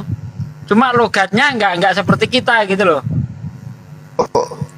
Dengar. Iya lain. Itu logat kayak Kuala Kelantan orang panggil kecek Kelantan kayak Thailand. Temangod. Maita. Aun kau biaun. Assalamualaikum warahmatullahi wabarakatuh. Waalaikumsalam warahmatullahi wabarakatuh. Oh kayak kayak bahasa Batak ya Bang ya? Ada kuah sempurna sabarnya. Sabah. Ini Bang, cuman mau nanya ke Bang Rustam ini yang Mengpuluh-puluh Bang kata Mangod. Memang asli orang Tagalog ya Bang? Bukan Suluk. Malu Asa Mananjung bahasa orang Suluk ya, tapi orang Davao, tapi bahasanya Tagalog ya Bang? Bahasanya Suluk, Tagalog lain. Kalau macam bahasa Suluk. Tapi pintar bahasa Tagalog Bang. Ya. Kalau anunya memang Tagalog lah. Tagalog lainnya. Gini Bang, saya dulu punya teman kan pas kerja di luar. Jadi sampai sekarang itu Bang saya disuruh nyari ini Bang artinya Bang. Iya. Jadi perempuan itu ngomong begini pakai bahasa Tagalog. Ikau ai maganda itu artinya apa Bang? Artinya maganda itu cantik. Cantik.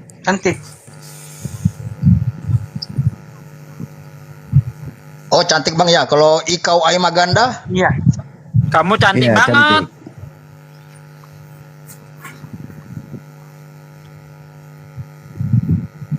Iya betul itu. Kalau dia bilang gitu. mahal kita, ya. Aku suka banget sama kamu. Kalau mahal kita itu macam mahal kita. Kalau mahal kita, aku suka sama kamu. I love you dia cakap biar begitu. Kalau Bugis lagi tuh Pak, mahal kita tuh masuk di lade.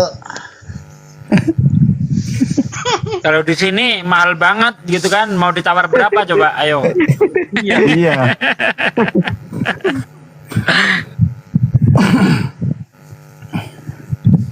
Mahal banget. Gurunda izin turun dulu semuanya, ustadz-ustadzku. Iya, iya Bang, Sehat-sehat iya Bang. selalu. Yuk. Iya. Itu gimana yang apa itu Iya belum bang, ya anu? bang, silakan. Belum naik ke sini yang katanya mau mualaf itu? Belum akhir. Pak siapa nih Pak Abdul Faris, silakan apa yang disampaikan. Pang dapur nih, silakan yang sudah naik ini silakan ngobrol apa yang ingin disampaikan, silakan. Loh?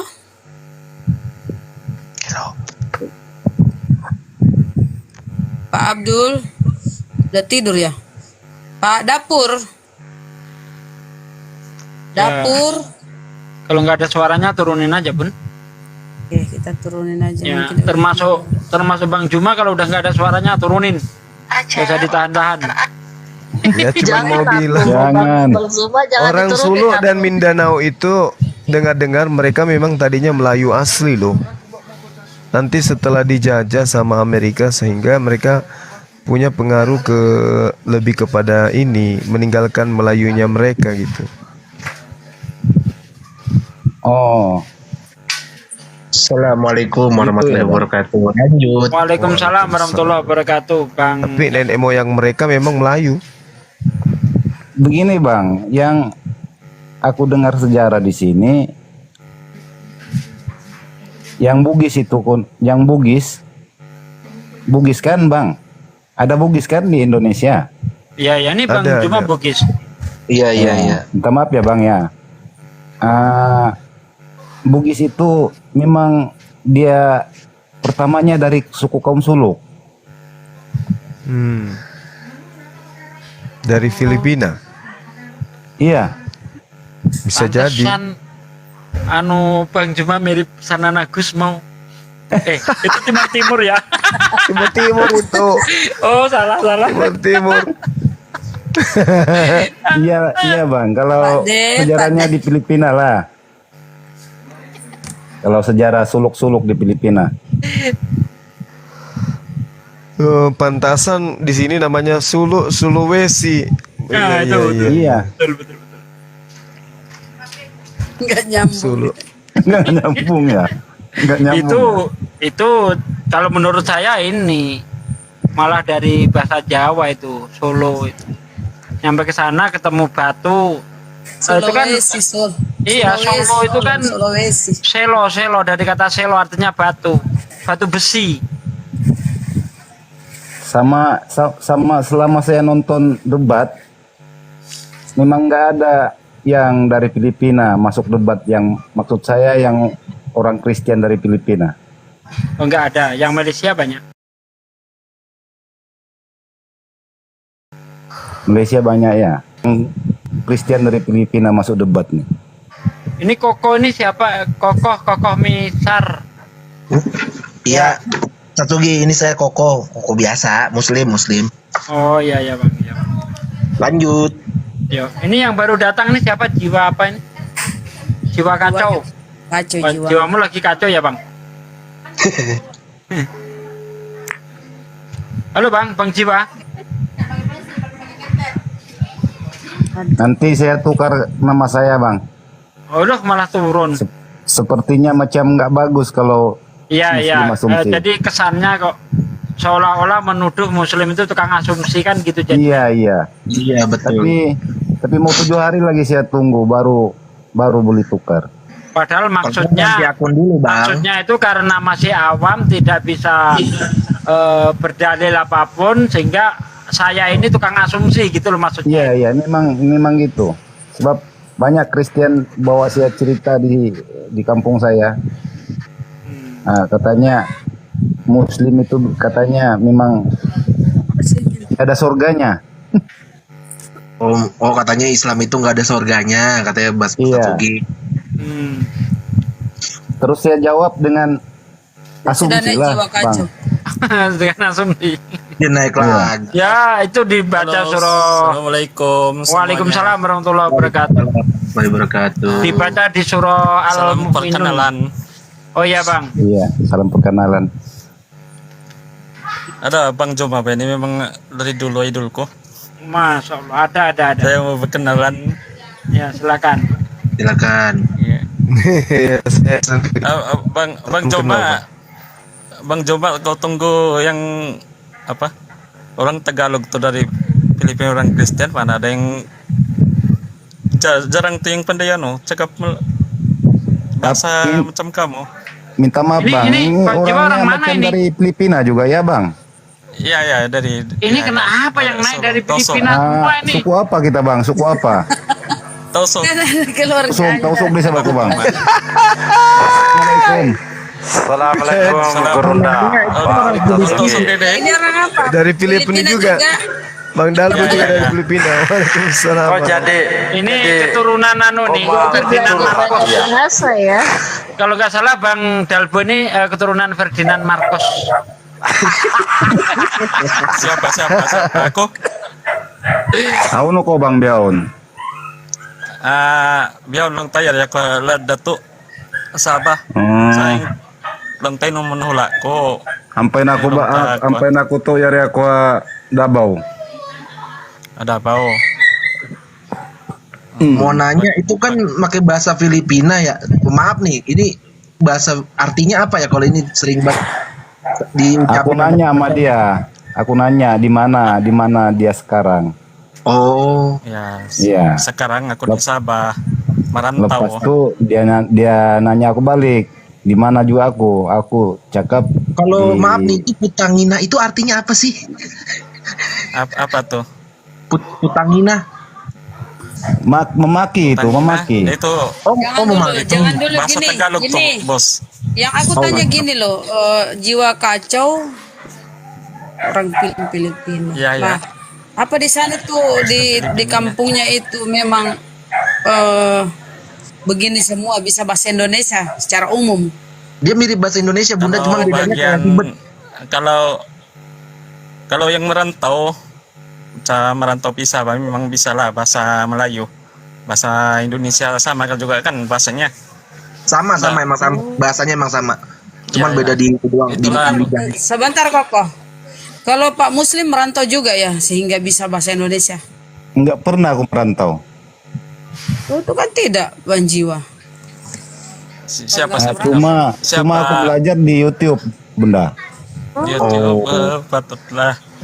Cepat juga kau belajar di YouTube. Iya, kan 10 tahun lebih sudah aku nonton YouTube.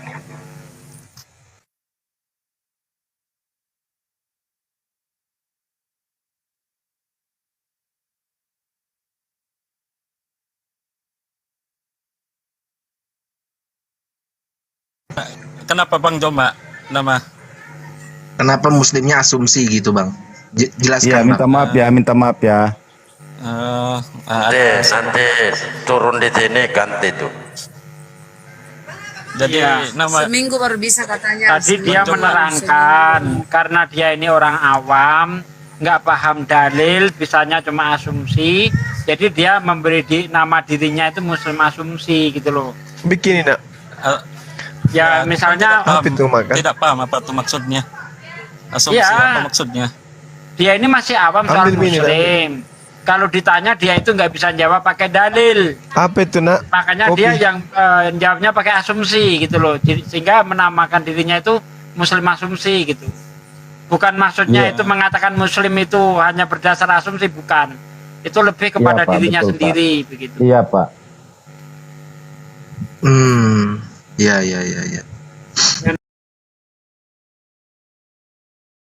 Nanti diganti lah.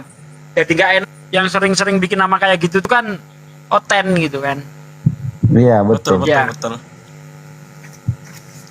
Nanti 7 hari lagi Bang. Oh iya. Berarti di Filipina sana ini mohon maaf ya banyak yang ikut komal-komal begini Bang. Banyak nonton ya. Filipina. Banyak juga. Banyak juga orang suka macam nonton wayang Indon kah, macam aku lah. Oh, nonton wayang juga suka dari Indonesia? Iya, memang. Emang tahu bahasanya, bahasa Jawa? Tidaklah. Oh, itu kan Tosok bahasanya juga bahasa sama- Jawa. Contoh gini Tosok nih. sama Kalau wayang Melayu. kan gini. Hangrahing wang mring puspitorum sumidiring samirono mri. Itu bahasa bahasa Jawa gitu ya, Pak? Hah? Iya, bahasa Jawa, bahasa Ya, mau belajar juga ini, Pak. Mau belajar. Itu bahasa Kawi itu yang saya ucapkan itu bahasa Kawi itu. Ya, Oh. bahasa Jawa kuno. Leng endrio mangu mangu. Inggih menika to warnane. Bang, Nah, Bang Joma, di bagian Indonesia banyak orang Tosok kah, orang Solo? Gimana bang? Bagian Indonesia banyak juga ke orang Solo, orang Bajau. kalau di Tosok. sini orang Solo itu jemaah tablik, Bang. Solo dia, Bang. Tosok. Ya, jemaah tablik. Tusuk. Nah, Ya. itu Solo. Tusuk itu biasanya penjual sate. Tosok. Tusuk. Tosok. Atau ini suku ya? Ya, suku. Suku Ya, itu ya? suku Bang, suku. Iya, suku. Oh, suku.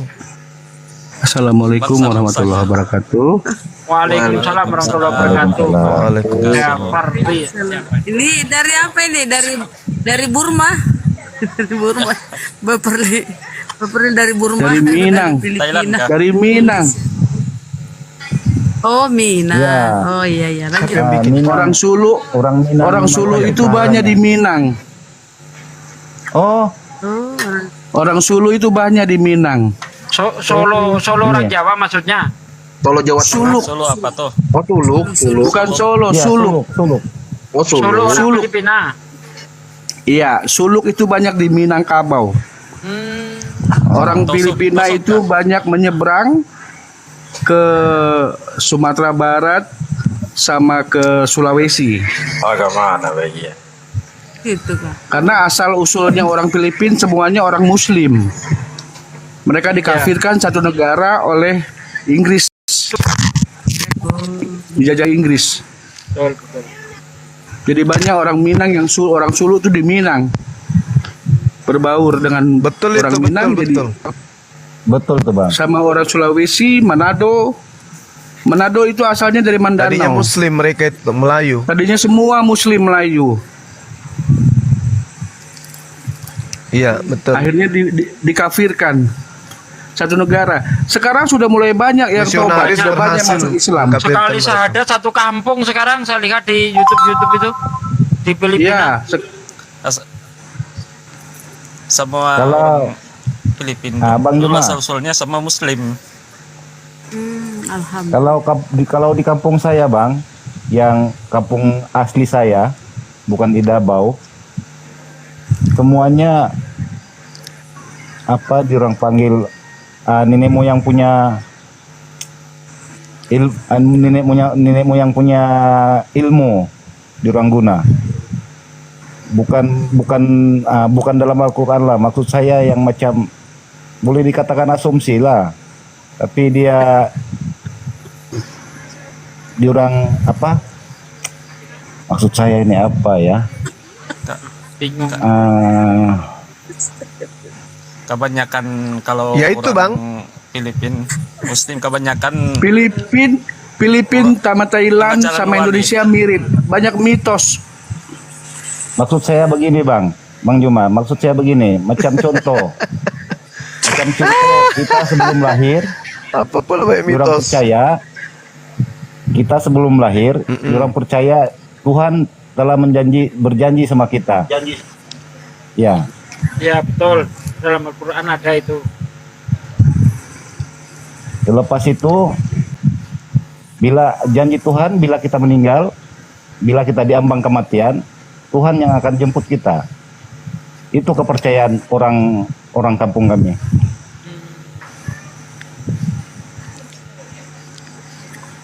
Kalau di ada Bang, memang sebelum kita terlahir masih di alam ruh memang kita sudah mengikat perjanjian. Alastu mirabbikum. Aku ini Tuhanmu. Kita menjawab, qalu bala sahidna. Benar, ya Tuhanku. Engkau Tuhanku. Nah, tapi kalau yang pas mau meninggal itu Tuhan yang menjemput, ya enggak lah, yang jemput malaikat. Maut datang. Tapi saya tanya dulu, apa Anda mengerti apa itu asumsi? Apa menurut paham saudara saya ini Muslim, apa itu asumsi? Ya, saya paham asumsi ini daripada saya paham asumsi Bunda daripada Indonesia. Selalu saya nonton, selalu saya dengar debat Bang Juma bilang sama orang-orang OTN ya. Asumsi. Jadi lama-lama saya paham itu apa itu asumsi. Lucu juga. Astagfirullah. Artinya tidak berdalil ya? Iya, rupanya maksud asumsi ini tidak berdalil. Bahasa apa tuh? Indonesia. Ya berarti misalnya kepercayaan nenek moyang itu ya antara lain ya itu asumsi ya. Iya, kepercayaan nenek moyang memang tidak berdalil. Kebanyakan orang Filipina, orang Tausug. Padahal gimana? Dora apa? Diorang punya guru kebanyakan di sana yang wali-wali. Ada kan macam Wali Songo. Di mana? Punya perguruan. Di Indonesia itu Wali Songo. Bang Dalbo Nois. Pertama Filipin. Wali Songo tuh pertama. Pertama masuk. Ya betul itu Bang. Filipin baru Indonesia. Gitu ya. Iya, pertama masuk Filipin. Itu diorang punya pengajaran. Kalau orang Tosog lah. Abang ini sekampung Pak Muslim. Iya memang sekampung. Cuma aku macam kira bapak aku merantau di Davao.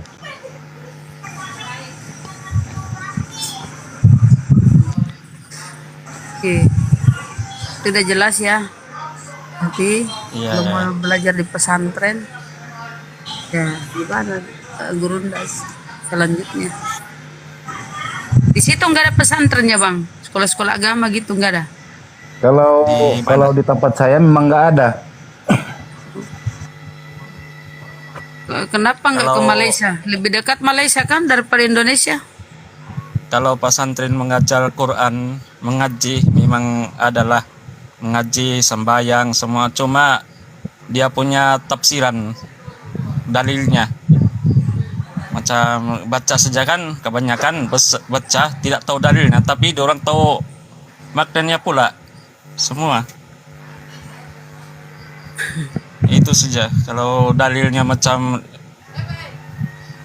begitulah kebanyakan membaca Quran. Tapi sekarang banyak sudah yang berdalil ya. Begoro. Silakan naik ya teman-teman Kristen. Silakan naik yang teman-teman Kristen yang dibawa silakan naik. Ini kayak tukang obat nih speakernya nih. Tukang obat di pasar itu suaranya kenceng banget ini Bang Dalbo nih. Saya pakai toa, Pak Ustaz. Pakai toa. Memang di Riau masih ada jualan obat. Oke, di pasar. Ada di pasar-pasar itu ada itu. Masih ada? Masih banyak. Bang, masih banyak. Harusnya teman oten ini dibawa ke sana. Iya betul. Jualan obat. Bang Juma. Iya gimana? Gimana Bang?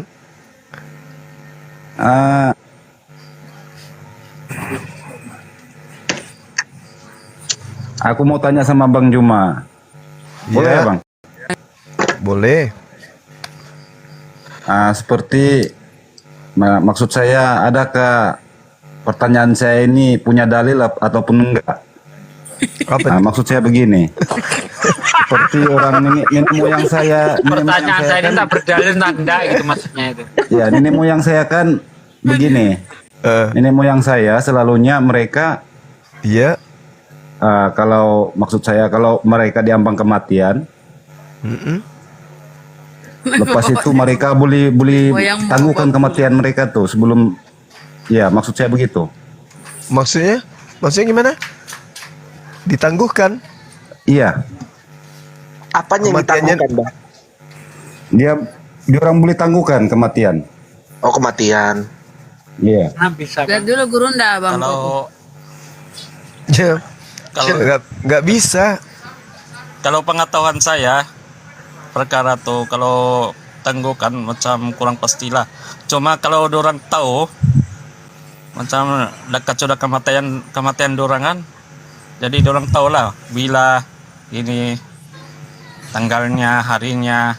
Tidak bang, memang ada orang kampung saya begitu. Diorang Cuma boleh tangguhkan kalau yang sampai 3 kali diorang boleh tangguh. Kalau yang tangguh tuh kurang pasti pula. Jadi Dipahami gini, dulu apa itu ditangguhkan. udah mau Ditunda. mati, tapi Maksud- Ya, Bang gini bang, contoh baru macam kematian tuh pasti ada syariat dia, pasti ada yang macam yang maksud saya macam kau dikasih tahu begitu, kau akan meninggal di sini. Jadi diorang boleh tangguhkan supaya diorang sampai di rumah ataupun sampai yang di tempat yang selamat, begitu bang. Itu tidak ditangguhkan, tetapi mungkin diberitahukan. Karena kematian Ya, maksud itu di begitu, dalam Bang, gitu, Bang. Al-Quran. Diberitahukan memang banyak begitu. Iya.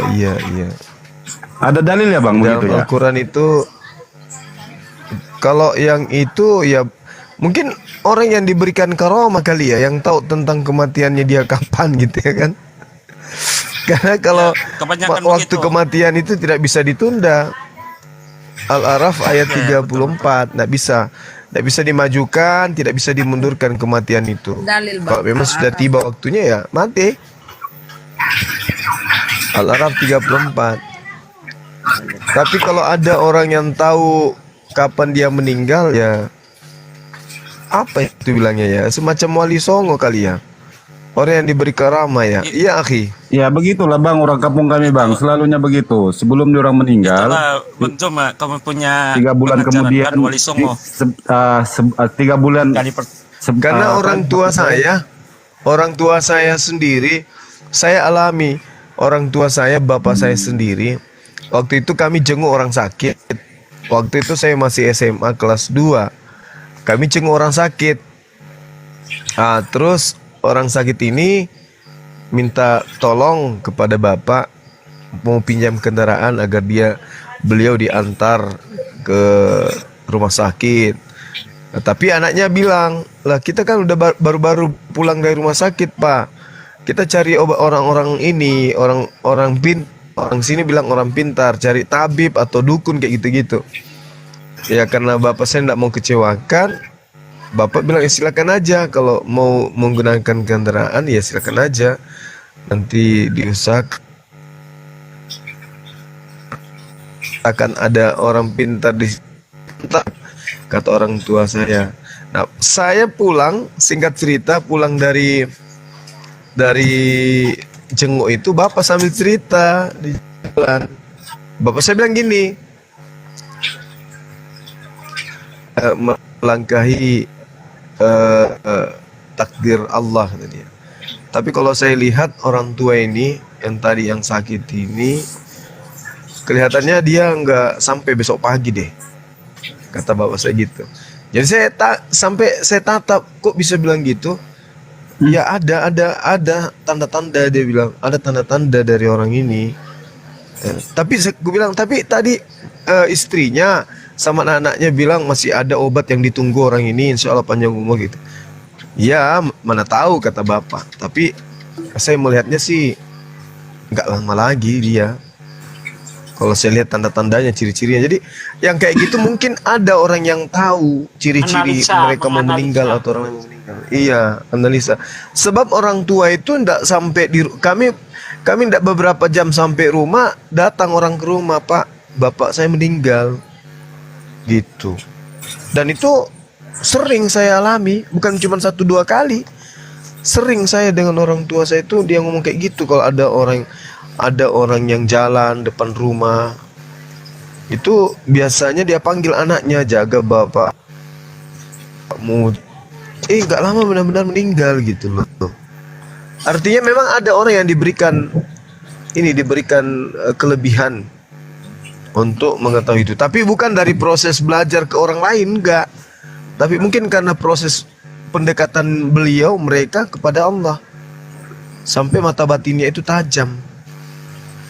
Karena Ya, tapi orang Bang, tua saya ya semuanya gimana? rata-rata memang proses belajar sama orang. Bukan maksud saya sama keluarga lah, sama yang nenek moyang mereka, sama lepas itu turun temurun itu sejak diorang diorang guna kepercayaan itu.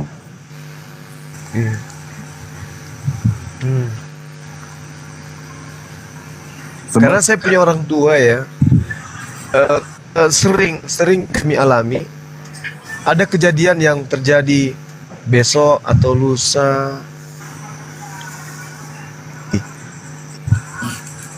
Iya.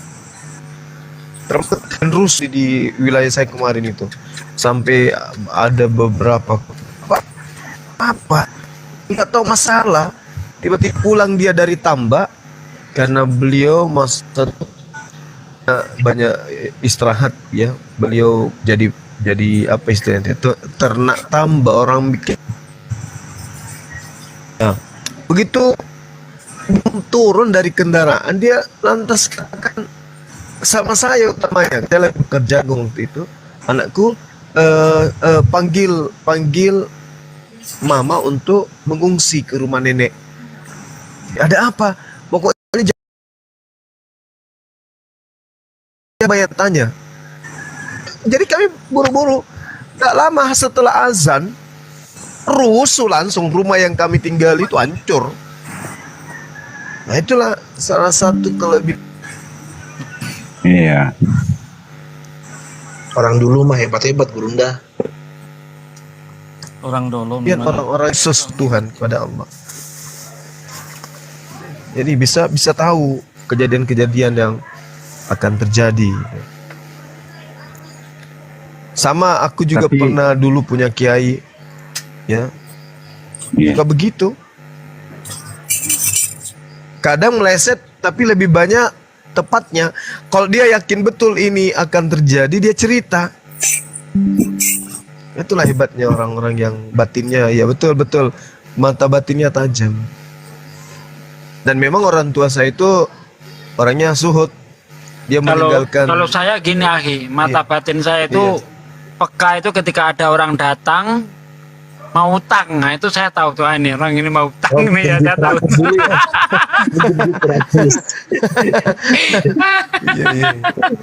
Gue lihat, wah ini mukanya kayaknya sedih, ini mau utang, ini ketahuan. Betul lah, itu peka banget saya.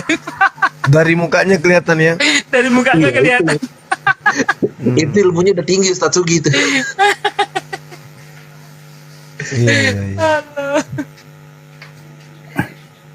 Nanti akun saya tolong di follow ya Bang. Oh ya. Bang Muslim ya, saya follow Bang ya. Follow. memang Aku juga Bang follow. Joma ini hari-hari tengok TikToknya. Aku udah follow Bang. Bang Koko juga saya follow ya Bang. Mungkin sudah Udah follow Bang Koko malah. Boleh, silakan. Udah saya follow ya Bang Koko ya. Ini Bang Jiwa nih saya follow. Sudah Pak.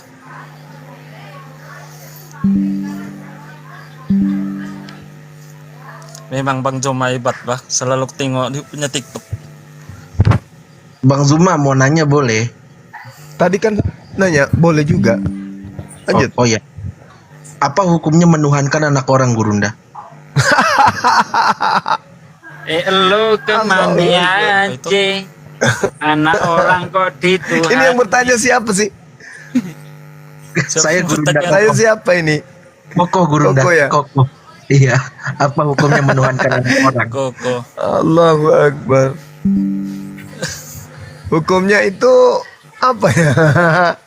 Hukumnya itu ini kebatilan, kejahilan. Orang jahil, orang zolim.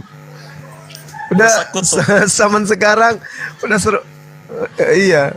Mending orang kayak gitu ini aja berdoa kepada Tuhan supaya dia jadi kutu aja, nggak usah jadi manusia. Masih mending jadi kutu aja.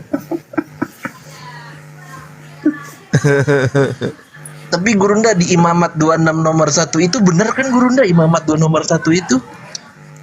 Imamat gimana? Imamat berapa? Imamat 26 nomor 1. 26 nomor 1. Nomor 1 itu patung, bahas patung. Iya, bahas patung. Ya, tapi mereka ya, itu ngebahas patung, nggak menyembah patung itu Gurunda.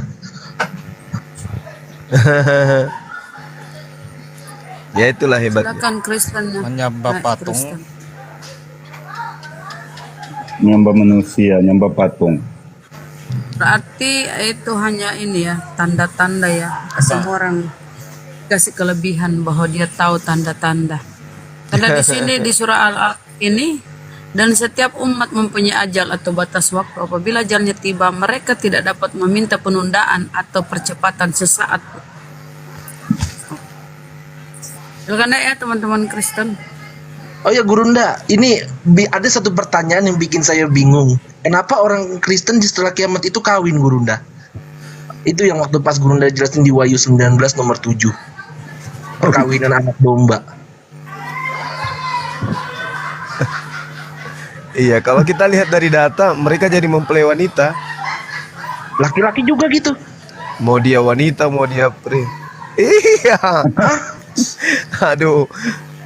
Makanya saya sering, bukan sering sih, udah beberapa kali berdiskusi dengan teman-teman Oten, termasuk Billy. Billy ku sampaikan ke beliau, Billy kamu latihan menggunakan ini gaun pengantin wanita. Terus habis itu saya katakan, saya tidak bisa bayangkan Bang Billy nanti jadi mempelai wanita, pakai baju apa ya, gaun pengantinnya, terus kelihatan tertawa jadinya. Netizen semua pada tertawa. Tapi benar itu benar, laki-laki juga menikah ya kan? Karena mereka memang jadi mempelai wanita. Allah. Gimana itu kalau mereka jadi mempelai wanita? Nah, Yesus mempelai prianya. Aduh, sakit. Terus mereka jadi mempelai wanita. Ya terlepas ada pemaknaan, ada penafsiran, ya itu dari mereka lah, ya kan. Kita hanya memahami apa yang tertulis.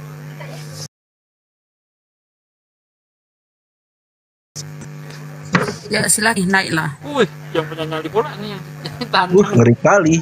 Ngeri kali ini Bunda Harapan. Saya juga pernah nanya sama Christian, Nggak ada yang berani naik. kenapa Tuhan kamu harus disalib? Dia nanya gitu kan. Apa dia jawab sama saya? Dia cakap itu karena menebus dosa. Dosa apa saya bilang? Dosa waris katanya. Dosa kok Iya, kasihan dosa mau diwariskannya. Fitnah dosa waris. Aduh. Kasihan Nabi Adam difitnah punya dosa waris. Iya. Betul. Aku pernah berdebat lagi Bang Joma, orang Ya itulah mereka. Timur. Apa dia cakap? Dia bilang kalau kami ini semuanya masuk surga. Kalau kamu tuh ketawa saja aku Bang Joma. Coba jawaban saudara Kristen di bawah. Cuma Untuk apa naik untuk diolok-olok? Dengar saja ketawa. Siapa yang mau mengolok-olok Bang, naiklah. Untuk apa naik untuk diolok? Enggak ada yang mau olok lah, naiklah. Iya, naik aja. Nanti saya bantuin buka data, masih kalau kurang jelas. Saya lagi buka laptop ini.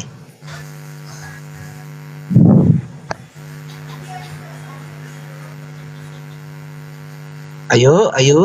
Apa sih aku? Ayo pasien yang berobat berjalan, naik silakan. Naik silakan. Jadi Wahyu 21 nomor 9 mempelai wanita, ya. Kalau mempelai prianya itu di Wahyu 10 nomor 7. Matius 9:15, Lukas 2:20, Lukas 5:35. Di situ Yesus sebagai mempelai pria. Sementara oten-oten sebagai mempelai wanita. Jadi siapapun dia, laki perempuan, jadi mempelai wanita. Nggak bisa kubayangkan orang-orang ini. Jadi kalau secara roh gimana itu duduk pengantinnya? secara roh kayak gitu. Secara roh. Bayangkan aja Pak Bom Bom pakai gaun wanita. Dihias gitu kan. Siapa lagi? Rudi Yohanes jadi perempuan dia nanti di surga. Anak katak kayak anak Batak. Ibrahim. Jadi perempuan nanti di sana dia. Allahu Akbar. Masya Allah. Katanya di sana nggak ada kawin mawin, tapi ada mempelai wanita, ada mempelai pria. Aduh, parah ini. Tapi herannya Yesus datang cuma makan ikan goreng doang, Gurunda. Yang itu yang bikin saya lucu. Ya, itu untuk membuktikan dirinya Tuhan. Lah, itu membuktikan diri manusia, Gurunda, bukan Tuhan. Oh gitu. Ya mana ada Tuhan makan, Gurunda. Iya betul. Biasanya yang makan itu kan makhluk gitu ya. Iya. Tuhan. Aku masih kepikiran loh. Aku masih kepikiran. Gimana ceritanya kalau mereka ini jadi mempelai wanita. Saya belum habis pikir. Itu yang di Wahyu 19 nomor 7 itu, Gurunda, yang setelah kiamat katanya mempelai pria dan wanita itu bakal nikah. Itu yang bikin saya bingung. Nah itu dia, makanya yang kupikir ini teman-teman Kristenku. Ada temanku itu anak Papua, orang sana, besar tinggi, hitam, badannya berbulu, betisnya berbulu semua. Kayak mana kalau dia pakai lipstick nanti di sana?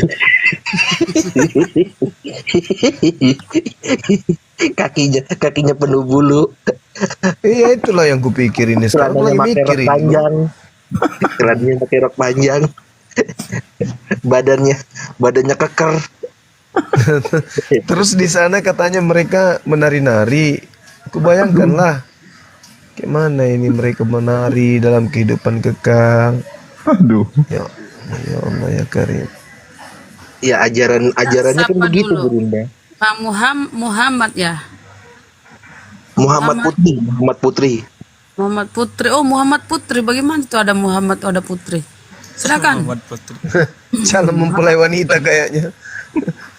Mungkin nama Muhammad anaknya Putri. lah begitu. Udah selamat apa ini ya? Selamat tengah malam. Namanya Muhammad Putri. Anaknya Putri. Ya, itu jangan typing dong. Muhammad Putri jangan typing di bawah, open mic. Iya betul, Papi pakai lipstick, pakai bulu mata palsu. Apakah Papi masih secerewet itu? Mangku blender. Jadi wanita. Itunya perang naga, Gurunda, itu yang bikin saya bingung. Oh, jadi biar Bedanya di laki-laki situ. jadi mempelai perempuan ya. Itu maksudnya perang naga itu gimana, Gurunda? Ya kan hanya dua. Nah itu dia, menarik itu, karena ular naga di situ memiliki pasukan dari malaikat. Hah? Mikael juga punya pasukan malaikat. Cari janda di bawah. Suruh cari janda kok, Bang Joma. Hati-hati kau sama janda, Bang Joma. Nanti pula baru-baru ini ada yang kena Mbak Coklat Official kayaknya berdetak-detak banget jantungnya itu dengar suaranya Bang Zuma. Janda. Oke, kalau tidak ngomongin Muhammad diturunkan ya. Muhammad Putri namanya juga aneh juga nama. Minta permintaan silap. Kamu diam. Jangan silap cari janda. Nanti pula kena kempak. Kalau ada janda tanya dulu cari. Tapi saya agak ada kasihan Tanya dulu Gurunda surat. sama Gurunda yang Surat menuhankan surat Yesus. itu. Gimana? Ada kasihan gitu. Banget. Ya. Makanya kita tampil menjadi dokter gratis bagi mereka. Gratis ya? Iya. Gratis. Obatnya obat kalau masih susah di ini suntik mati, Bang. Suntik mati, Bang, kalau masih susah dibilangin. Agar ada kasihan gitu Gurunda tuh. Yesus dituhankan. Ya kan di hari penghakiman tar Yesus. Aduh. Kata Paulus kan Anda Tuhan, ya. Kan begitu Gurunda. Ini saya masih kepikiran, belum tertarik bahas yang lain. Masih kepikiran mereka-mereka yang jadi mempelai wanita. Berbaris dan pengantin. Yang paling lucu ini bibirnya Ibrahim. Saipul Ibrahim tebal sekali tuh. Baru pakai hak tinggi jalan di atas. Iya. Pakai wig gak Gurunda? Pakai wig. Gak tahu lah, aku gak sampai ke sana. Pusing saya lihat ini. Pakai soplen Gurunda. Pakai soplen. Ya soplen. Aduh. Bulu matanya kayak bulu matanya Mikana. Sapu hijau. Bulu mata anti Bulu badai. matanya Mikana. Bulu mata anti badai. Itu mah bulu domba diambil itu. Oh, dia bulu domba diambil. Iya, Mikana itu Bunda kenapa dia pakai kerudung? Itu ada dalilnya juga Guru. Bang, ada dalilnya juga itu. Di kita mereka begitu juga. Suruh cerdik untuk mengelabui. Filipi 1 nomor 18 kok nggak salah. Bukannya di Korintus Gurunda? Ya ada juga di sana.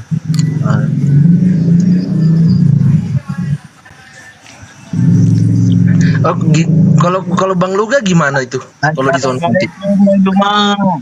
Waalaikumsalam. Dia jadi dayang-dayang aja.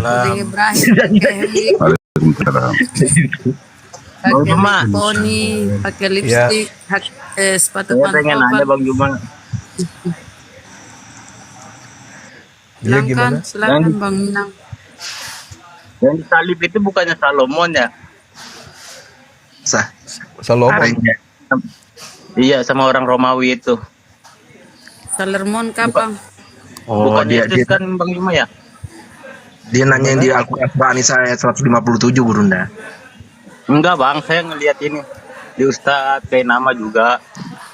Pas yang Yesus bukan disalib itu. Iya. Berarti bukan Yesus ya? Bukan Ya, menurut mereka Yesus. Ya, mereka Yesus. Bukan Nabi Isa tapi Yesus. Nabi Isa kan terangkat ke langit ya. Iya betul. Nah, yang dipantek sama orang tentara Romawi itu bukannya Salmon atau Salomon sih? Salmon, ikan Bang kali Bang. Kita tidak ada sumber sumber primer dari Al-Islam terkait siapa yang disalibkan. Pasti ada. Bukannya di kitab itu Yesus itu bisa berubah-ubah Gurunda? Di kitab itu loh, di kitab mereka. Betul. Di Lukas berapa Gurunda sama di Matius berapa Iya, itu kalau memang Yesus itu bisa berubah-ubah wujud. Yesus bisa berubah wajah. Ya. Iya, dan juga diceritakan ada juga orang yang diserupakan dengan Yesus juga ada. Itu juga diterangkan di dalam kitab Wahyu. Jadi banyak data. Iya. Jadi bukan cuman Yesus yang bisa berubah wujud. Bahkan orang Kristen nanti semuanya diserupakan dengan Yesus. Bukannya 1 Yohanes 3 nomor 2 Gurunda. Kita akan sama seperti dia.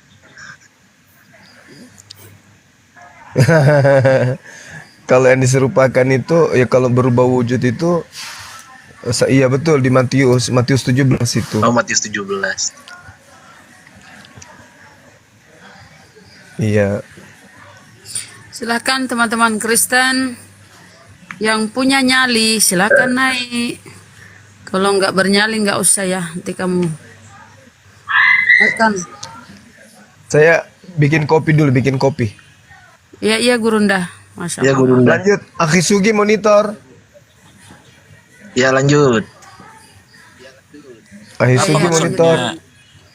Bang Juma, apa maksudnya Utin tuh? Soal Tak dulu Bang Jiwa, itu Bang Juma mau ini apa bikin kopi, sabar. Apa Oten?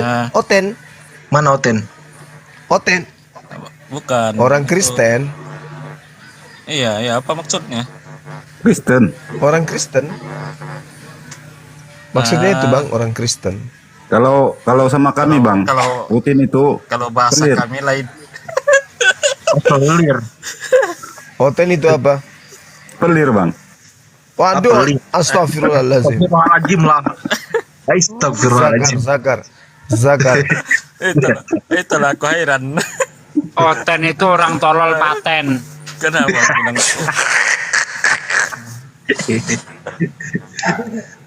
Ini Bang. Bang Juma, Utin tuh Gimana saya ini merah? kemaluan lelaki. Bang Zuma lagi bikin kopi Bang Jiwa. Udah di mute itu. Ya. Aku. Kalau Utin tuh bahasa kami kemaluan lelaki. Itu bahasa Filipina ya. Ya, tahu Ya. Kalau Filipina banyak bahasa. Banyak bangsa juga. Banyak Abang juga tadi yang Muslim. tadi bahasa Filipina itu Kebanyakan- yang tadi saya bilang itu di mana Bang? Man Kristen silakan naik. Apa tuh? Bang? Itu yang maaf Utangina itu Talagok gitu. Utangin Talaga. Kalau Putangina tuh Talaga. Salah ngomong itu saya. bahasa Tagalog Bang. Ya, Tagalog. Bahasa Tagalog tuh. Tagalog Kasar sama apa ya? Tausug lain. Oh. Tausug sama Tagalog Bisaya lain. Yang Tausug nih 100% Muslim semua. Oh. Katanya dengar-dengar Filipina dukung Israel ya Bang ya? Iya, sebab Filipina? kerajaannya kan Kristen di sana. Kerajaan sana Kristen. Sebab dia kerajaannya Kristen. Tapi kenapa mayoritasnya mereka bisa Muslim Bang? Dia kan pulau itu kan negara kan pulau pecahan semua. Saya lihat. Mayoritas maksud Abang Muslim. mayoritas nih yang Muslim sama sampai sekarang Kayak Filipina suaranya sama gini, Muslim ya, belum Pak, merdeka. Belum merdeka lagi. Teman-teman Kristen silakan naik. Ayo naik yang mau Filipina berdiskusi. sama Ada Gurunda, ada Akhi Sugi, silakan naik ya. Saudara-saudara Kristen lah ya. penuh sudah. Naiklah. Turunin itu satu tuh. Biar saya turun Bunda. Oh, iya.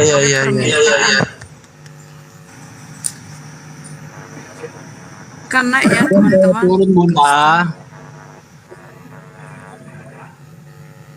Ya silakan Bang. Silakan naik. Silakan naik. Ayo Kristen naik, yang Kristen naik, yang punya data, yang punya nyali berdiskusi. Ayo sok naik monggo.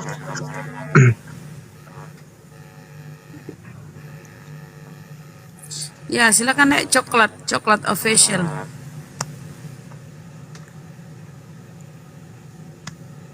Itu yang nickname mendingan diem dah.